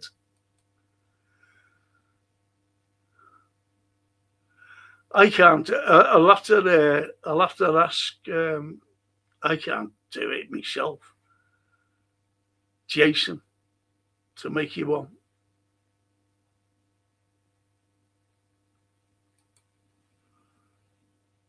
And Mr. B, I've drilled into these players time and time again. They are a privilege to play for you. Yeah. Brilliant, Shanks. Brilliant. I was there that day. It was outside the library. It was right next to the library and the walking gallery. So they had to, because they couldn't go on the steps of St. George's Hall because I was shocking. Thousands of supporters. I was there amongst them. Privileged to play for you. Oh, what a man.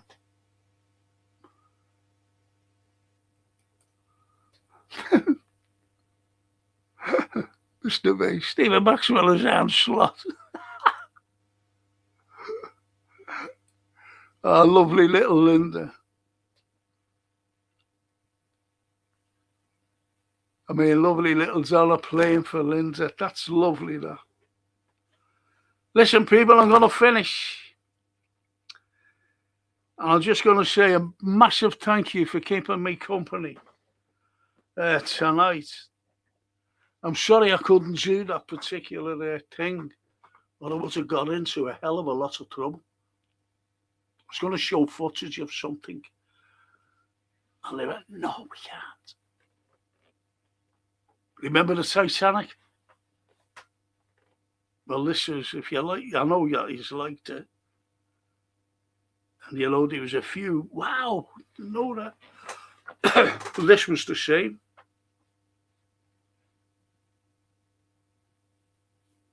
This was the same.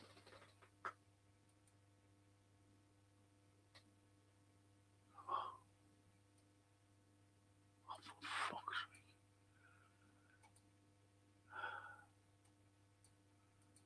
And Cedric, gotta go. Prayers for you, Lindsay. Have a great weekend, Frank. Chat, look after yourselves. Thank you, Cedric. And don't be getting up to mischief with Joan Blondell, because, and you know this, because Beth Davis will be jealous.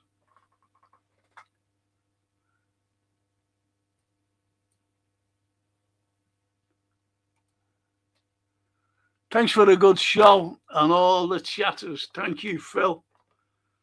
Phil, don't forget, do an email, send it to the chat. Just come up, our email, that is. Just send it to that. Jason will pass it on to me. All right, mate.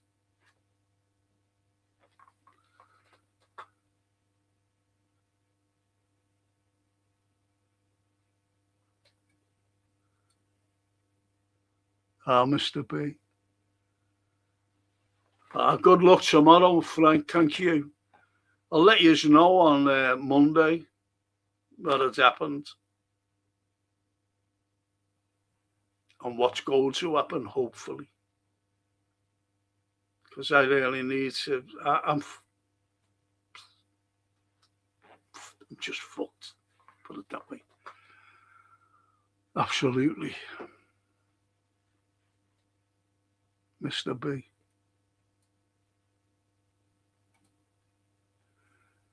And little Donna.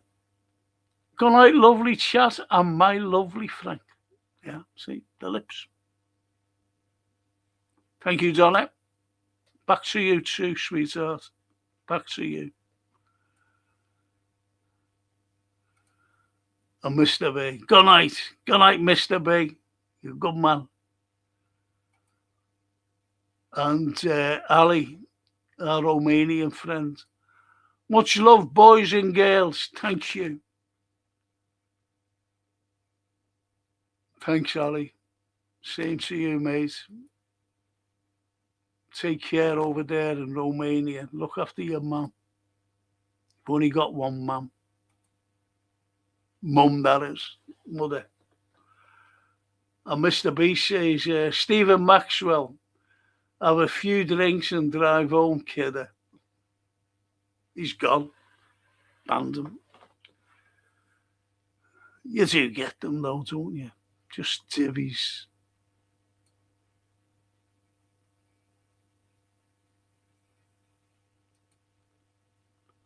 A lovely little Natasha says, you will have to put on your dancing shoes, Frank.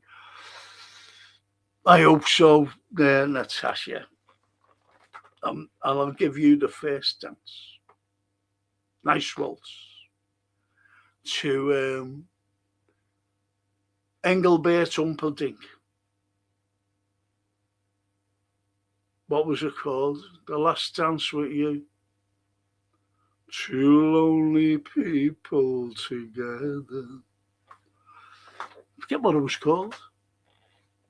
Put that on, me and you, waltzing around. Hey.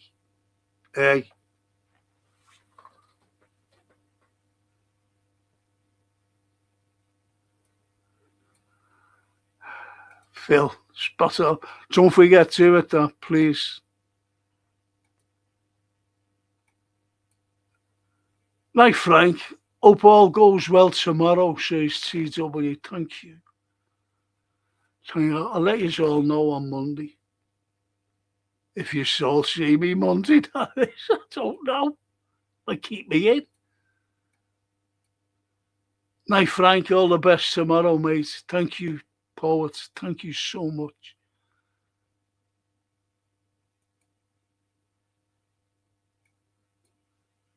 And Tony, Terence Jones.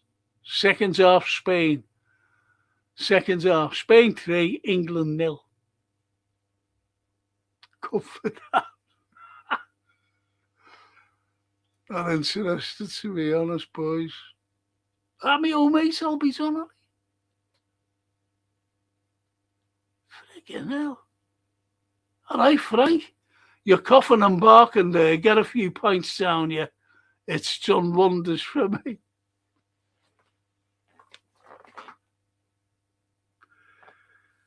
He's in Germany now. He's a resident in Germany. There is a super band. And they travel all over Germany. Unbelievable. Great Albie. Been on my show as well. Albie. In person. He said to me, I said, do you want a cup of tea, Albie? And he went, have you got a beer? No, I don't drink in the house normally, and I bought all this beer. It was for our kids. How'd you get it? I was just doing something, so I bought him a load of beer to bring home. Albie drank the lot during the show.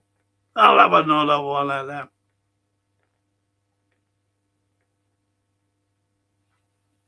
That's our Albert for you. Great fella. Great saxophonist as well. Good night, God bless Frank, says Stephen Cochran. And fellow red chatters, you'll never walk alone. Justice for the 97. Great comment. CW, The Last Waltz. Peter Albie Donnelly can play and sing that. The Last Waltz. Natasha. Listen to the Beatles. I've actually seen the Beatles live, Natasha. I seen the Beatles live on the Locarno here in Liverpool when I was a college kid. The Beatles.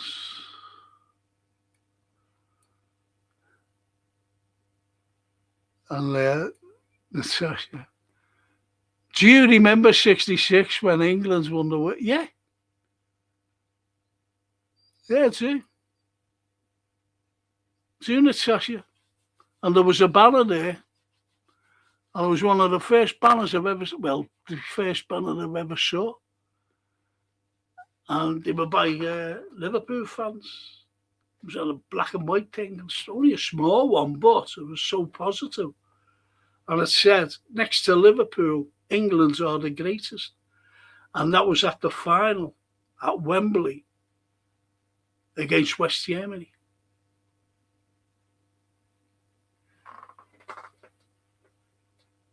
Natasha. So yes. And Tony and Terence. Frank, hope everything goes well for you tomorrow. And we'll be thinking of you tomorrow. Thanks you. Thank you so much, boys. Thank you. I'll let you all know on Monday. And with that, let's hope that the weekends is great for you. You've got Saturday and Sunday. What more can I say? Don't forget the films to watch I told you about last night.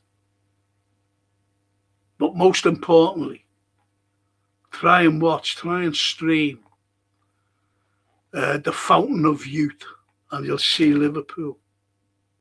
It's a big American buster, actually. It's a cracking film. Part of it was filmed in Liverpool, and you'll be made up. And it's a good film.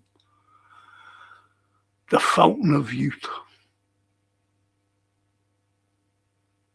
Good one.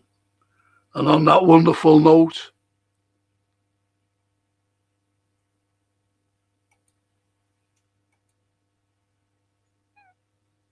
can you do the history of Liverpool? I've always done it, Natasha. That's all I am. Historian. But I will do it for you. I'll give a full show. The history of Liverpool, if anyone wants to listen to it from 1207, the King John's Royal Charter, right up to what we were talking about. Thatcher and the Majesty Klein and Theresa Gorman and build a ball around Liverpool. It's got great history, Liverpool. Really has. You'll be quite surprised. And the actual firsts we gave the world. Yep. So, yeah.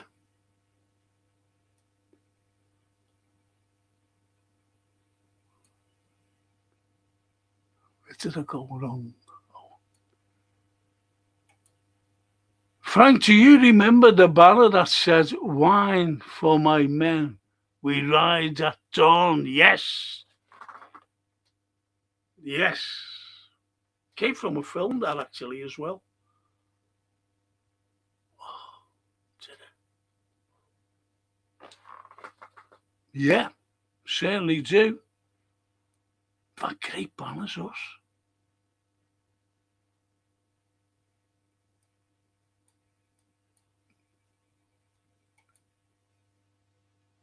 Here's one, Frank.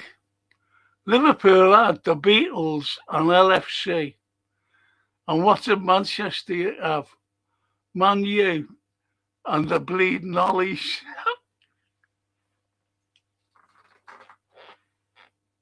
He ain't heavy, he's my brother. That's true, though. That's spot on. At the time. The Mersey beat era, as you know, Albie. Nothing could ever beat that. Nothing. And on that wonderful note that Mr. Albie Donnelly's left us with, I'll say good night to everybody. Marvellous, and have a great weekend. Have a great weekend, Albie Donnelly. You're a good man.